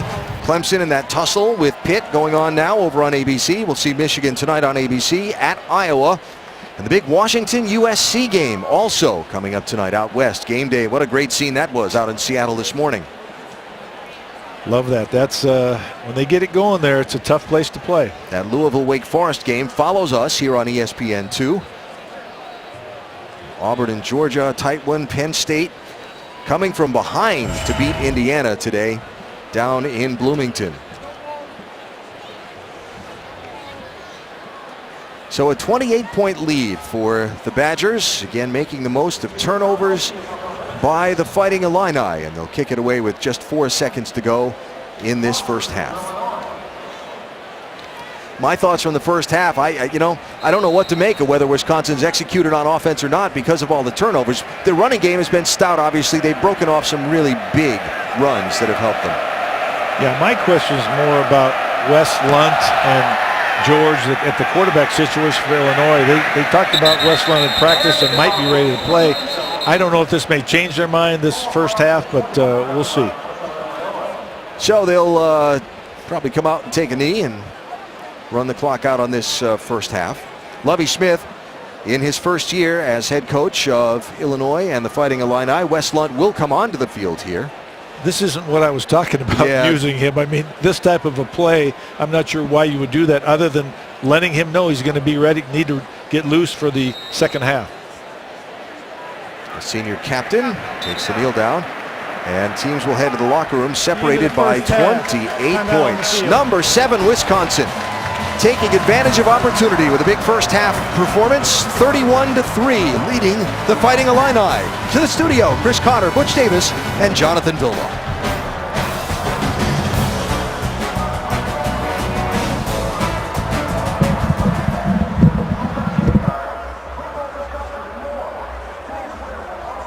Coach, with the 4 interceptions, you've gotten some good field position. What has your defense done to force those turnovers? Well, I mean, they're making plays, and I think we're getting enough pressure on the quarterback, and we've just got to take advantage of the opportunities we get and make some in the second half, and certainly got a lot more football play. But I think defense has been giving us just what you said, some great opportunities, and we've been able to get some out of those, which has been good. But we just got to keep playing in a whole nother half of football. Thank you, Coach. Thanks.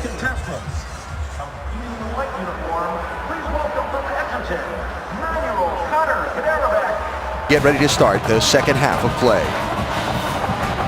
Alan Bestwick, College Football Hall of Famer coach Mike Bellotti. Wisconsin, not known for putting up a lot of points, known for winning close games and playing close games. They've got a big lead. Illinois, everything went wrong in the first half. What was each coach saying to their players coming out of the locker room? They're actually saying the same thing. Each coach is saying, let's win the second half. The score doesn't matter, regardless of the score. Lovie Smith is saying, let's not turn the ball over. Let's set a foundation for the future. Let's try to establish some dominance on offense. Keep the football. Now 4 turnovers in the first half for the Fighting Illini, all of them interceptions, and Paul Chryst's team having a lead that's not like 7 points or 10 points. That's not a usual thing for them.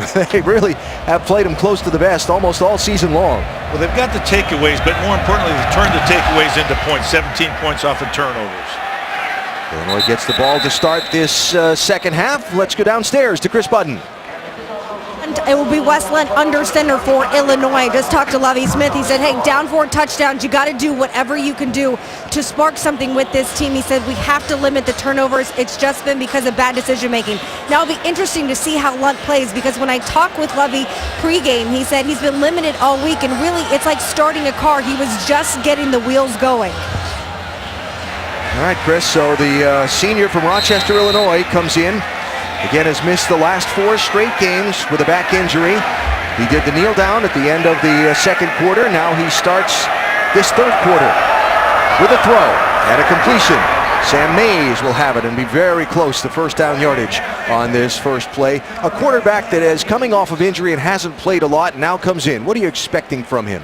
Well, he's a very experienced guy. He's a senior. He's got a good arm. He's got very good mechanics. They like it. And he's practiced this week. He's an experienced guy. It's not like getting off a bicycle, getting back on. He's ready to go. Now, physically, it's colder today. It's a tough defense. He'll be challenged a little bit. Got a first down with his first play and first completion. I don't consider the kneel down to be a play. I don't either. I wouldn't. Yeah. The handoff here, met in the backfield was Kendrick Foster. T.J. Watt blew that play up right from the start. Now, having said that, West Lunt would be helped if they had a little bit of efficiency in the pass game. But watch T.J. Watt here. He slips the block. They don't even get a hand on him, really. He comes in untouched, and that's what he does. Typically, though, he's a stronger guy. He's not afraid to take on a fullback, a tight end, whatever. They talk about his speed and the transition, the strength and transition to speed. So loss of yards, fighting Illini behind the chains. Throw the ball up, looking for the up and out, and a flag will come in. Receiver and defender tangled up on the far sideline. Had a stop and go on the outside, and I think they may be calling that for holding or interference. It may not be catchable, but it might be a hold. He knows we're receiver downfield. Offense, number 88 was covered up. 5-yard penalty, repeat second down. Or there is that. Correction. Yeah, Wisconsin has chosen to decline the penalty. Third down. Yeah, you also don't need that when you're down 31-3 and you're breaking in a semi-new quarterback, a guy that's playing for the first time. You need all the advantages going his way. Again, it's been a month since West Lunt has played. So third down now and 13 for the Fighting Illini. Trying to, this is a team Lovie Smith told us. I asked him if it was fair to say they'd been playing better lately than earlier in the season. He said it was. Trying to get that mojo going again here for this team after a disastrous first half on the road against number 7 Wisconsin. They pick up the pressure. Got a receiver just over the top and a little bit too tall for Desmond Kane, and it's fourth down, and Illinois will have to kick.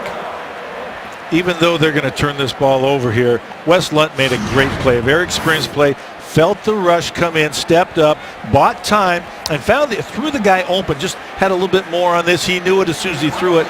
He was mad at himself there, but he has a chance because of his experience to make some plays. So David Reisner, the senior, will kick for Illinois. This is Jazz Peavy. He'll get about 10 before he's knocked out of bounds on the far sideline. So looking for a spark and trying to find a way to dig out of a big hole are Illinois and the Fighting Illini. Lovie Smith trying to bring some stability back to a program that in the last year and a quarter has seen its share of turmoil for sure. Well, as you said, turmoil. Is that 3 coaches in 8 months, or whatever it was? Yeah, it's been crazy, and it's hard. You need to right the ship, and Lovie making the transition from the NFL back to college, which we can talk about a little bit later. But defense would love to get some turnovers here. It's hard against a running team like Wisconsin. Wisconsin ball, first and 10 from its own 28-yard line. Corey Clement will have 10 on first down. Talked about the stability they're looking for and 3 head coaches in 8 months. Tim Beckman dismissed just before the start of the 2015 season. Bill Cubitt named interim head coach. He took the Illini to a 5-7 season. Meantime, the athletic director was dismissed. The interim AD named Cubitt permanent coach and gave him a 2-year contract. Then they hired the permanent athletic director, and the first thing he did on his first day on the job was dismissed Cubitt, and 2 days later hired Lovie Smith as his head coach. Oh, the life of a coach. That said, as Clement goes for another big chunk on the first down, that said, what I sensed in talking with the Illinois coaches this week, it's a very tight group, right? Lovie Smith's got Hardy Nickerson, who played for him in the NFL as his defensive coordinator. His offensive coordinator left Louisville where they knew they had a potential Heisman Trophy winner going to play quarterback this year, and came over to Illinois. They're behind. They didn't get an off season a year ago because the coaching staff didn't come in until March, and they've come to realize the value of that off season. But getting back on the recruiting trail, bringing some stability to this program, they feel like they've got something they can build into something consistently competitive in the Big Ten. Lovely is well respected. He's liked. The players and coaches who work with him have enjoyed that experience. He didn't get a chance to recruit last year, just as you said, so it's going to take a while. It takes an off season. It takes your own recruiting classes, a couple of them usually, to offset deficits in talent on both sides of the ball. But he's looking right now for playing with class on and off the field, finding guys that'll fit into this system that love Illinois and are ready like this third down opportunity right here. They need to stop right now just for their own self-confidence. Hornibrook throws near side, caught. Peavy. Did he get the line to gain? It's very close where they're spotting the ball.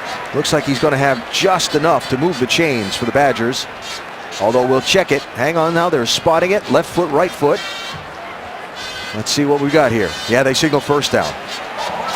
Making the transition from the NFL to being a quarterback, so you see much more of it than you do at the professional level. Saw Corey Clement there on the trainer's table behind the Wisconsin bench, getting retaped up. So first down for the Badgers.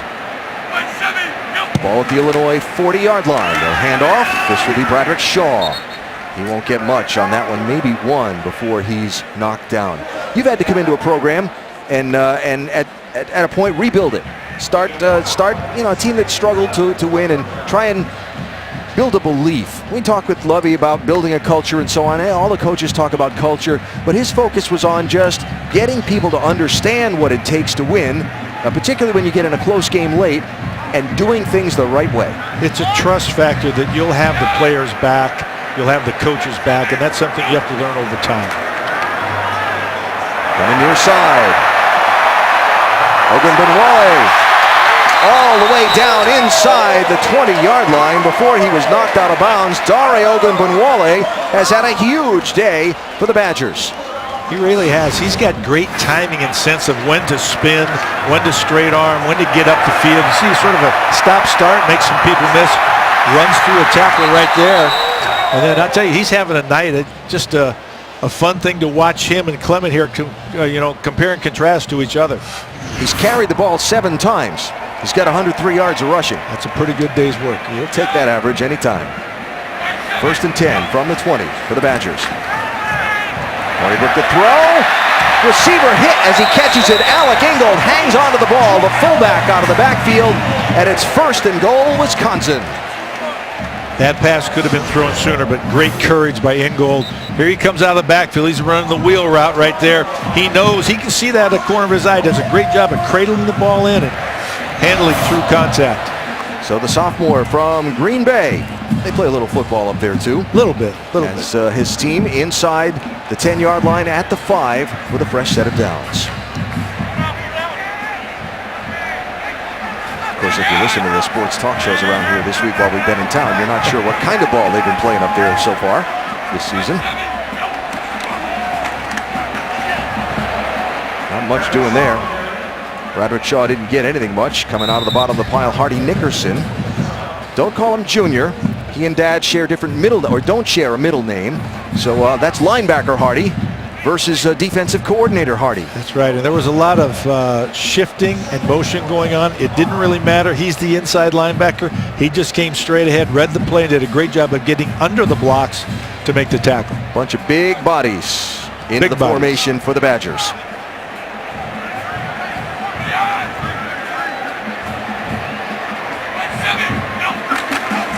This is Shaw. Pushing. He'll wind up down about the 1-yard line. From the right guard to the left tackle, they average over 320 pounds. So that just gives you a sense of what you have to line up, and that's why they're running left right now.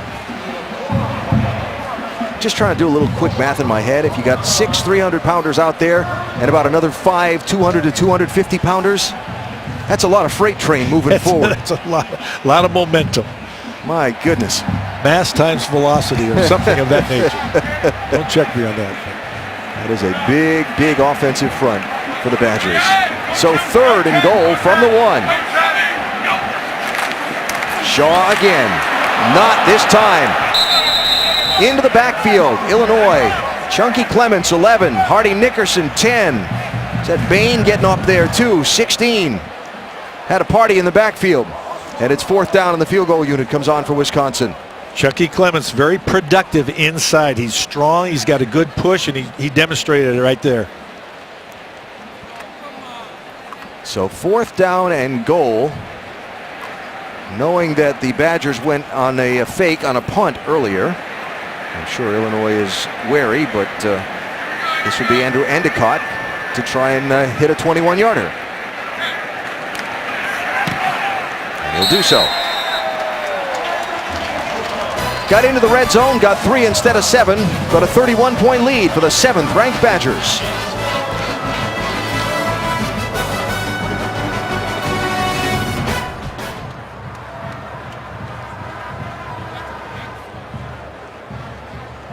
Badgers up 31 points on the Illinois Fighting Illini, and we're still just halfway through this 3rd quarter.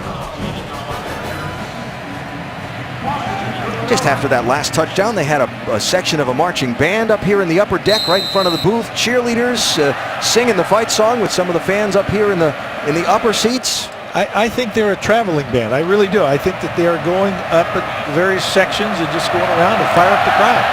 Can't wait to see what jump around is like at the end of the 3rd quarter. A little CCR there, that's okay. Yep. Touchback and a chance to talk about tonight. When number 3 Michigan takes on Iowa in Iowa City at 8 Eastern, 5 Pacific on ABC. You can stream it live on the ESPN app and on Watch ESPN as well. Iowa's had the season that they weren't expecting, a little bit more of a struggle than they were. Jim Harbaugh's team is putting up the numbers. He has lived up to the hype. He's one of the most visible coaches in the offseason, but with these type of records and what he's done everywhere, he deserves the visibility within the season. When I talked about putting up the numbers, that point differential, they have won and won big on a lot of weeks so far. Here's Foster. Out across the 30 to about the 31-yard line, 32. There's a flag in the offensive backfield. Might be coming back. Holding. Offense. Number 87. 10-yard penalty. Repeat 1st down. Tight end Tyler White is ticketed for that foul. So let me throw this one at you about Michigan, Iowa tonight. Okay. Michigan number 3 in the college football playoff rankings. They are actually number 2 in the AP poll. Last time Michigan played Iowa, when Michigan was number 2 in the AP poll, guess who won? It was the Hawkeyes' last win against the top 2 team in the AP, 1985, when they beat Michigan 12-10 in Iowa City. The starting quarterback for the Wolverines in that game? Jim Harbaugh? It was Jim Harbaugh.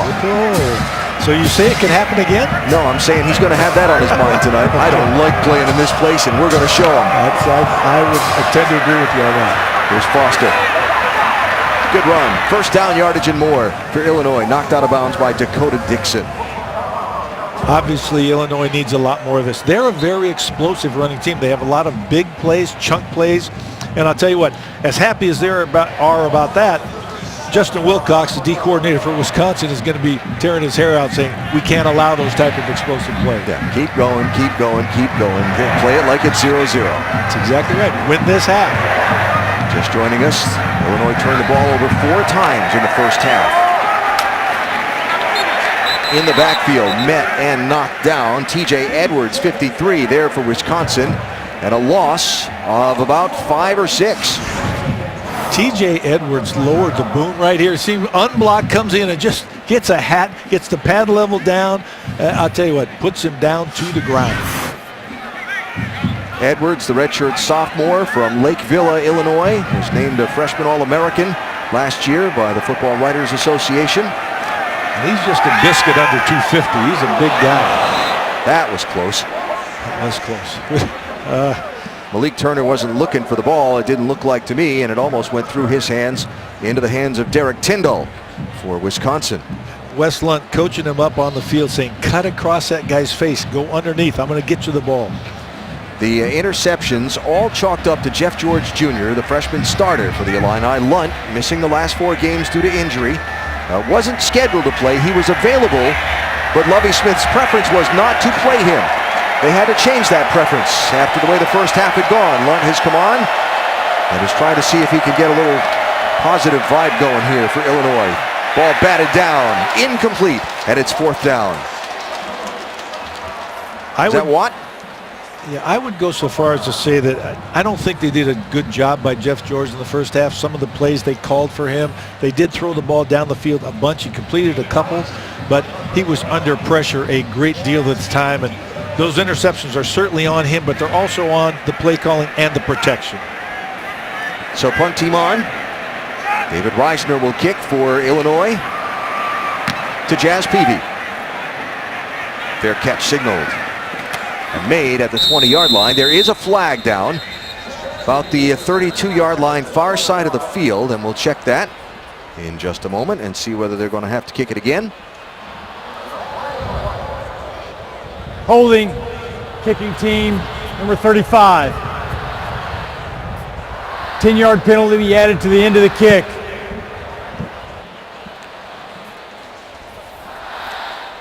Checking to see whether we're going to a timeout or not, and where they're going to spot the ball. Back in a minute.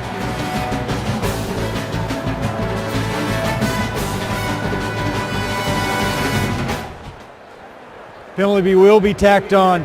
Bonds with blank saying in part, quote, "I've heard from students, faculty, and community members who are dissatisfied with our response, and I understand why. I understand the deeply hurtful impact this particularly has had on our students and our communities of color." End of quote. There is more to the story. First, the Badgers set up 1st and 10 at their own 30-yard line with Bart Houston in at quarterback for this series.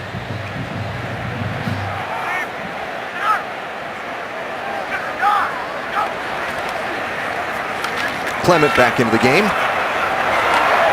and stopped after a few-yard gain. So continuing that story, after the chancellor issued her statement later that same day, at least 20 of the football team's black players, plus Badgers basketball star Nigel Hayes and several other student athletes, shared a statement on social media and Twitter demanding change in what they say are racial inequalities on campus, saying in part, quote, "This incident was yet another blow and reminder that there are people in this community that may not value diverse populations.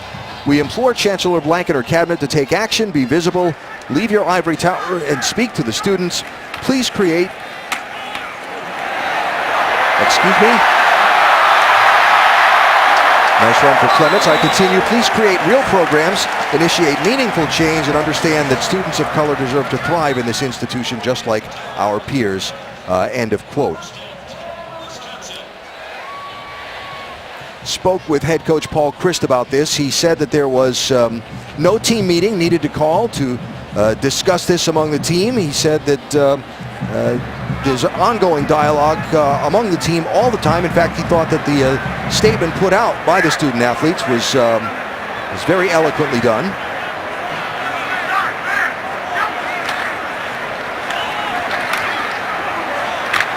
Clement getting a workout on this drive. Let's go down for more on this with Chris. Alan, in a response to the incident, Wisconsin has revised its stadium policy. The university is now prohibiting nooses and ropes from athletic events. The school says those items will be treated as, quote, "constitute a threat to safety." Also, anyone who engages in violent, threatening, abusive conduct will also be ejected. I spoke with athletic director Barry Alvarez before the game. He said in coming up with this, they gathered community members, students, and student athletes, and together they came up with this policy. Said it was a great dialogue. All right, Chris, thanks. So as the Badgers work a 2nd down play and near 1st down yardage at the 36-yard line of the Fighting Illini. Mike, you've been an athletic director, you've been a head coach at Oregon for many years. Bringing together a group of young men from various backgrounds, socioeconomic backgrounds, races, ethnicities, and so on, into one unit as a team. How difficult is it? Well, it's not as difficult as people think with a football team because they have one goal and they all want to buy in. The lines of communication, we start from day one with that. But getting a community and a diverse population at a university to all agree and to share information, I think is a real key. This gives them a voice and they can make serious change. Alec Ingold with the carry and the 1st down to keep the drive going for Wisconsin. Wisconsin very content to pound right now, ground and pound, run the ball, utilize those backs and that size advantage up front that they have. No, and so they should be. A serious discussion of a very serious issue, and you know, it will be interesting to see ongoing how things unfold, but certainly it's been an interesting 2 weeks or so here after that incident during the Nebraska game a couple of weeks ago. Corey Clement now over 100 yards for the day, so 200-yard rushers for the Badgers on this one, and we're still in the third quarter. And there's a lot of pressure on athletes these days because the platform that they have from social media and everything else and their position on campus gives them not only the right and the opportunity, but sometimes the responsibility of talking out and representing the students on campus. It's an awful lot to think about. Yeah, it is. As a coach, when you're worried about winning a football game, but the reality is we're preparing these young men for life after football. They're going to have to make great choices and great decisions, and hopefully they learn that along the way. Shaw inside the 20 down to the 19-yard line, and Wisconsin continues to just grind it out and keep that clock running with a minute and a half to go in the third. And notice they're utilizing the fly sweep. Sometimes they're giving it on the fly sweep and getting good yardage on the edge. Other times it's eye candy to take away the focus of the Illini defense, and they're pounding the ball right up the middle. Not surprising that the time of possession is that lopsided in this game because of the turnovers and the style of play that Wisconsin plays. 7 plays on this drive, all of them rushes. The 8th will be as well. Shaw down to about the 13-yard line before he's dropped. Bradrick Shaw, redshirt freshman out of Birmingham, Alabama, is a 4-star recruit according to ESPN.com. He played for Hoover High School, one of the more famed and successful high school football programs in the United States. Now, it's not often you think about a kid who plays for Hoover coming up to Wisconsin to play, but he's a running back, and they do a lot of that up these parts.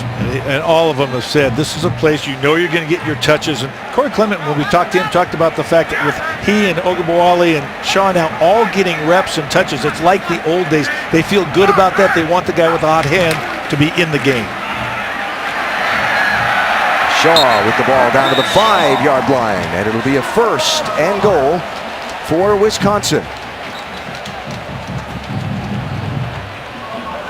When you've got 3 healthy backs that can carry you into the 4th quarter, when you're ahead 34-3, there's no better advantage than having great running backs and depth. At the end of the third quarter. Time to get some energy in this stadium.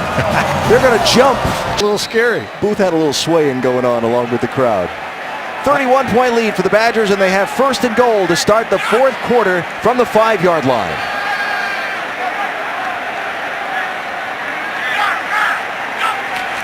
Clark Houston hands off. Corey Clement drives down to about the 1-yard line. It'll be 2nd and goal from there. Monster day for Clement, who only played 4 games last year, slowed by injury. Said this year he was still trying to unleash what was bottled up from last year. Kind of started off slow, but then in these last 4 or 5 games has really got it rolling. Said he was a person who didn't like to look at his own mistakes on film, but then got together with their running backs coach, John Settle, and has developed into and channeled that energy into trying to become the very best running back he can be for the University of Wisconsin and for his future going forward. He runs into the end zone for a 3rd time today. The anger he feels now, he takes out on the opponents.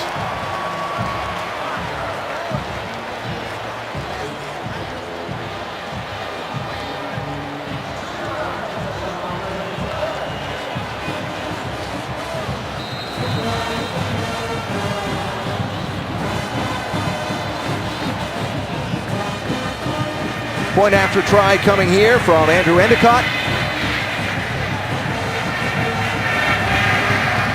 Is good. In case you're wondering, the high score this year for the Badgers is 54. They did that against Akron in week 2. 11 plays, 70 yards, 6 minutes off the clock. Corey Clement with his 3rd touchdown. Capitol Building. That game, Cal, Washington State, may not end tonight. It may go over the next morning. The number of passes thrown, the number of points scored in that game, watch out. Might have to get that on the Sunday morning Sports Center. Is that what you're saying? Well, so good, so good, so good for the Badgers as they lead 41-3. Kickoff to Kendrick Foster. It gets out to about the 28-yard line, and that is where the Fighting Illini will take over. So good for Badger fans tonight in homecoming. During the Civil War, stadium, the oldest in the Big Ten Conference, opened in 1895. It is a terrific spot. You turn a corner on a city street and there's the upper deck of the stadium hanging in front of you. And right in the middle of the neighborhood in Madison, and it's a great place to watch a college football game. The atmosphere has been fun, and why not? The home team leading 41-3 in this fourth quarter over the Fighting Illini of Illinois. And looking ahead, well, they're not looking ahead, but we're going to look ahead because we can, as a lot of the 2s and 3s in on defense for the Badgers. Nice long hands off. Kendrick Foster dropped for a loss. Before we look ahead at the college football playoff, let's check with Chris.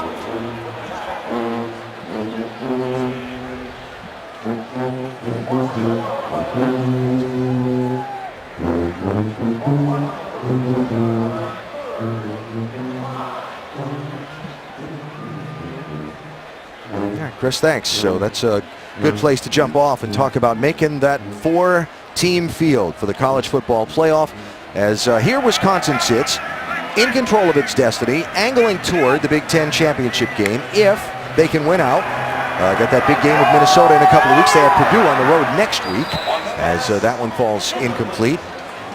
Potentially, let's just say, just because this is fun to talk about, let's just say Wisconsin gets through, wins the conference championship game. They'll be a 2-loss conference champion. Let's just say that team in maize and blue there on the left gets through undefeated to that conference championship game, and they're the one that loses. Who does the committee favor? A 2-loss conference champion or a 1-loss non-conference champion? I would favor the 1-loss non-conference champion, although the committee may not agree with me.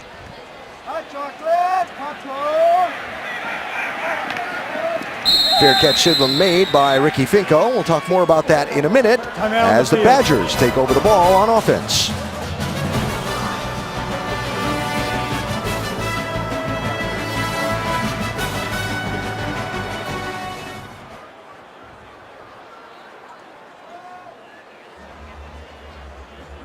Well, they are as advertised. 280 yards rushing, a couple of players with over 100 yards, and then on the flip side, the defense getting 4 takeaways, get 17 points off those takeaways, but really dominated field of play today.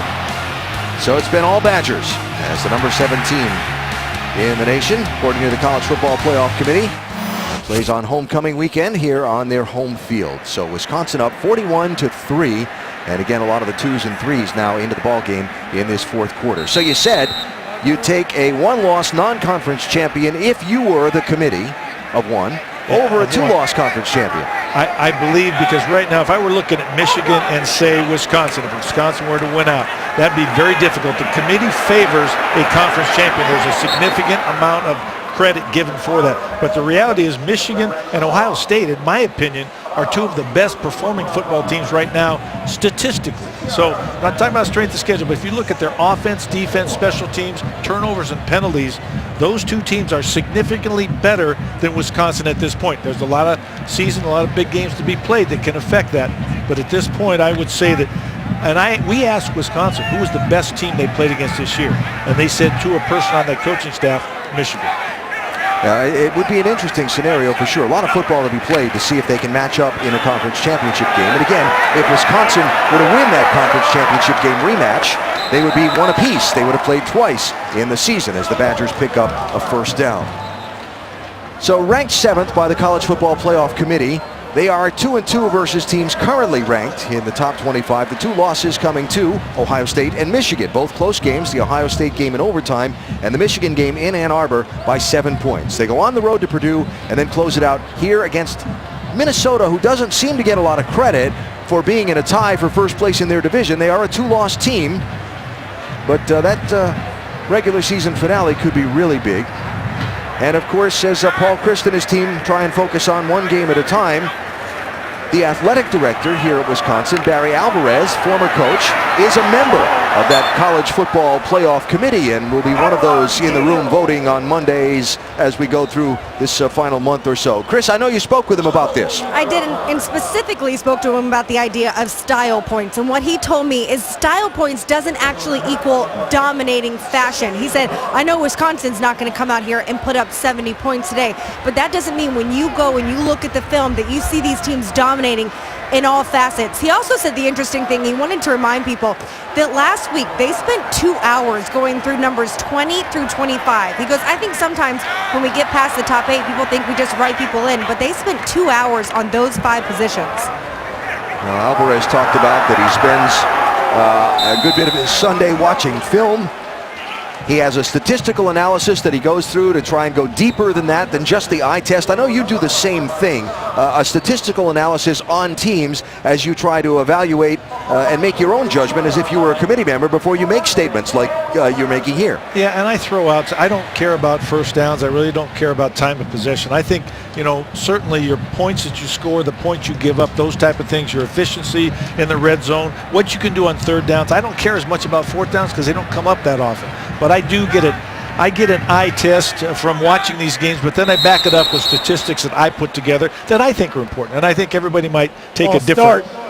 Offense, number 65, 5-yard penalty, repeat first down. Rare penalty on the Badgers in this game today. So it kind of looks like an eye chart that you might get your eyes tested on at the doctors, but you know what that all means. Like scribble scratch, yeah, but it's basically total offense, running game, pass efficiency, scoring, et cetera, turnovers, penalties. I think, and I keep it on the top 12 to 15. I agree with Coach Alvarez a little bit. I'm not sure I'd want to spend as much time on teams 20 through 25. I'd like to stay with the top 10. This is Tywon Deal, the redshirt sophomore running back who missed 6 straight games with an injury, but back in and getting some carries. Of course, you coaches are used to having those big sheets in your hand with all the play calls and all the signals and all the different things anyway. So having a little, what is that, about a 5x7 card with I think so. I think maybe you're right. 30 rows of numbers written on it is no big deal for you. It's a Mike Leach game plan at that size. Yeah. And Pac-12 is another interesting example of that, right? If Washington is able to beat USC tonight and Washington State and they both win out, what happens if Washington State wins the Apple Cup? Now, they're a 2-loss team already. You're right, and I think Colorado is one of the best 2-loss teams in the nation. Yeah, the Buffs have looked really good. And close to first down yardage, might be about a yard short. How about that Clemson game, Chris Cotter?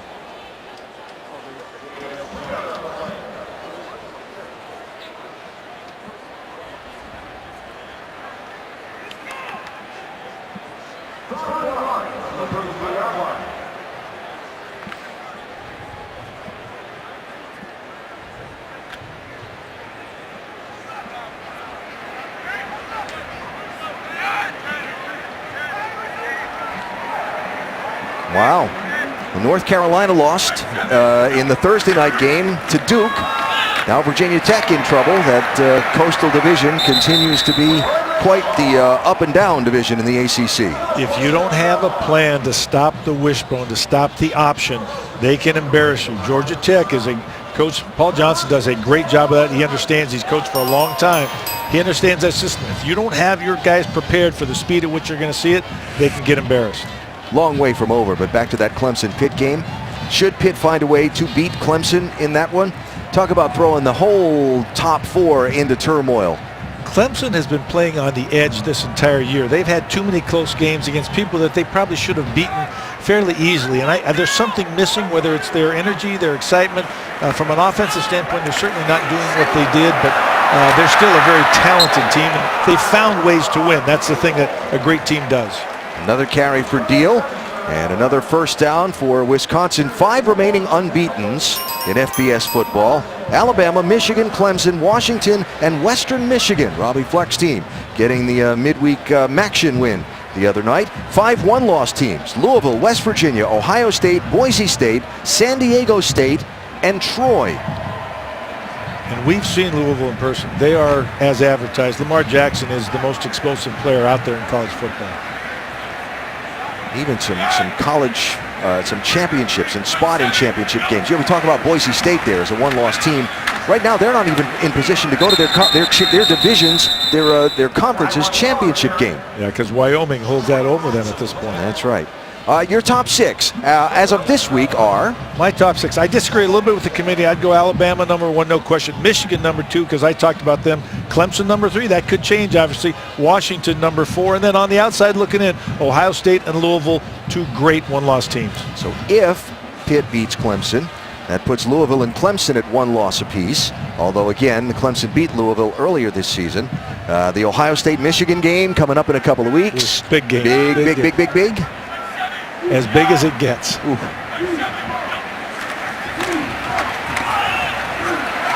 There's Bradrick Shaw. So if the committee has Wisconsin at number 7, where do you have them? That high? I don't have it number 7. I think the 2 best 2-loss teams in the nation are Auburn and Colorado right now. It's close. I have them about the same as Oklahoma and Texas A&M. Wisconsin doesn't get a lot of style points. They will have improved today because each time they score and have a bigger differential and do a better job offensively and defensively, then they move up, in my opinion, and certainly they're going to move up a little bit this week. Auburn in a close one with Georgia and still with the Iron Bowl to go. A team that you mentioned in there. But those teams are much like Wisconsin. They control their own destiny in terms of divisional titles and potential conference championships. Yeah, you got to win though. Yes. That's the big thing. Leaping over one, but not avoiding the rest, Bradrick Shaw, and it will set up a 2nd down and goal. Mentioned the Badgers' path through to a potential visit to Indianapolis for the Big Ten championship game. They go to Purdue next week, then host Minnesota here. We'll see how the Golden Gophers fare playing Nebraska later on tonight, if that is still going to be basically a playoff game for the West Division title. Don't you always have to win, though? You said earlier. Yeah. Winning, just win, baby, just win. That's why coaches like Paul Chryst talk about, our kids know that Nebraska lost and that we're in control, but we don't talk about that because we have to keep them focused. If you don't win this game, then that doesn't matter. Focus on this play, not last game. Even if you score a touchdown, focus on the next play. That got you here, but to stay there, you got to stay focused ahead. Bradrick Shaw into the end zone for a rushing touchdown, his first of the day, and his 3rd of the season. As big, as powerful as Wisconsin is up front, they've had more success attacking the edge and exploiting the lack of an edge set by the Illinois defense.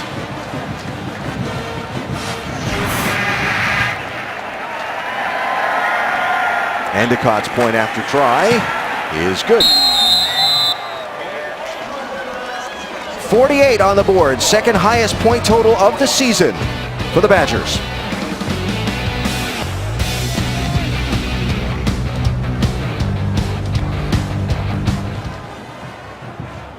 Last night, don't know if you managed to stay awake for that, but I did. I did not. I have to admit, I did not. And Tom Izzo's team losing a tough one to Arizona, and then going some of these teams from Pearl Harbor to New York City, playing from Friday to Tuesday. So talk about an ambitious start to the season schedule-wise, but it's terrific to see it, and look forward to that on Tuesday night. This is Kendrick Foster. Just not able to get the edge before he was grabbed and dropped. Fighting Illini with the ball, trailing by 45 with just less than 5 to go.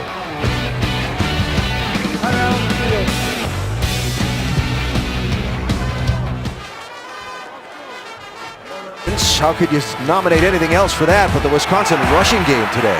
354 yards, a couple of backs over 100 yards. Just the power and the movement by that front group, the offensive line. And the backs are doing a great job of reading and being patient to get outside. But that's a power source if I've ever seen one. Badgers average 180 yards a game rushing. You see that they've nearly doubled that. On the other side, the Illinois defense has only been giving up 191 a game rushing compared to what they've given up today.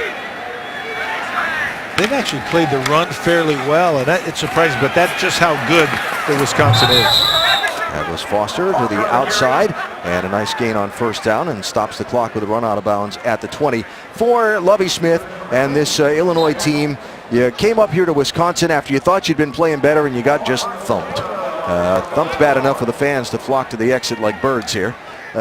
You got thumped. What do you tell your team? How do you regroup from this? Well, I'll tell you what, you have to think back and say, what if we had run the ball every down instead of throwing the 4 interceptions? And just said, maybe take a different approach. We've got to protect our team a little bit. We have to find a way to get these guys excited. They've got games left to play. Wisconsin's a very, very good football team. Flag in, probably going to cost the Illinois a couple of yards. And how about your young quarterback that threw the 4 picks? Offense, number 57. 10-yard penalty. Repeat second down. You have to coach him up. You can't destroy his spirit. He's the future of the team in that regard, but he's got to learn when to hold the ball, maybe when to take a sack, throw the ball away, instead of trying to make a play every single time. And he'll learn that with time. It's only his second start on the road. Down his first. In the Big Ten. His first was their game at Michigan, and it did not go well for him there. So maybe a little bit of home versus road, got to get used to also. The atmosphere obviously very different when you're in a place like Camp Randall or the Big House in Ann Arbor and surrounded by a lot of people wearing the other team's colors. Noise level does affect you as a quarterback in terms of snap count and just your comfort zone. There's no question most people play better at home.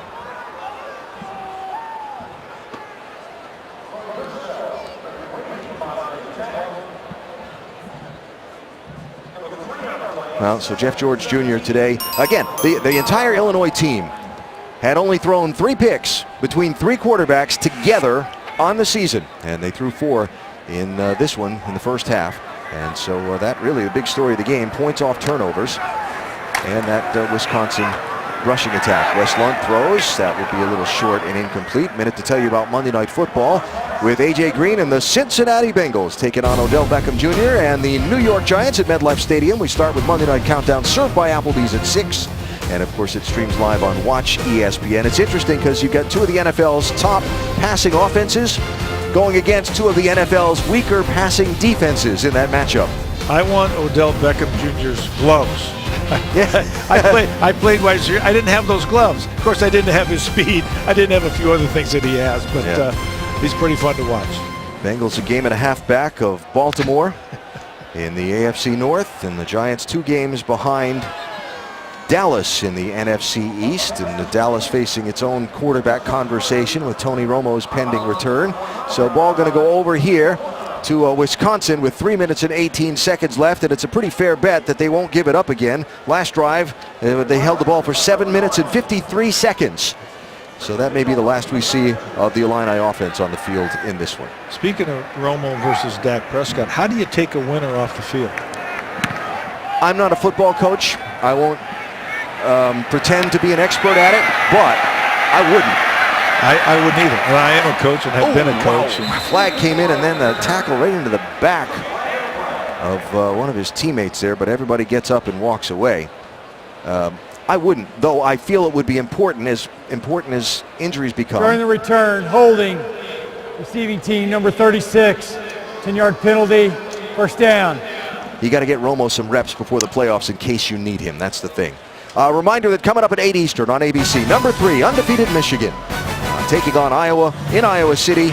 8 Eastern, 5 Pacific, ABC, streaming live on the ESPN app and on Watch ESPN. Did I talk about Jake Butt being one of the best tight ends in the nation, too? No, sir. Okay. In addition to Jim Harbaugh living up to all the offseason hype he created about that team, they're living up to it on the field every day now. That says something that we've done this promotional announcement probably 5 or 6 times in this game, and you've had a different person to talk about on that Michigan team who's one of the best in the nation. They're that good. They are that good. Yeah. Can you imagine the Wisconsin fans growling at us about talking about Michigan? Yeah, that's true. Well, we're talking about the top 5 in college football, or the top 4 especially for college football playoff. And, you know, you might meet them in Indianapolis if your team keeps winning. And you might be competing with them for a spot in that college football playoff.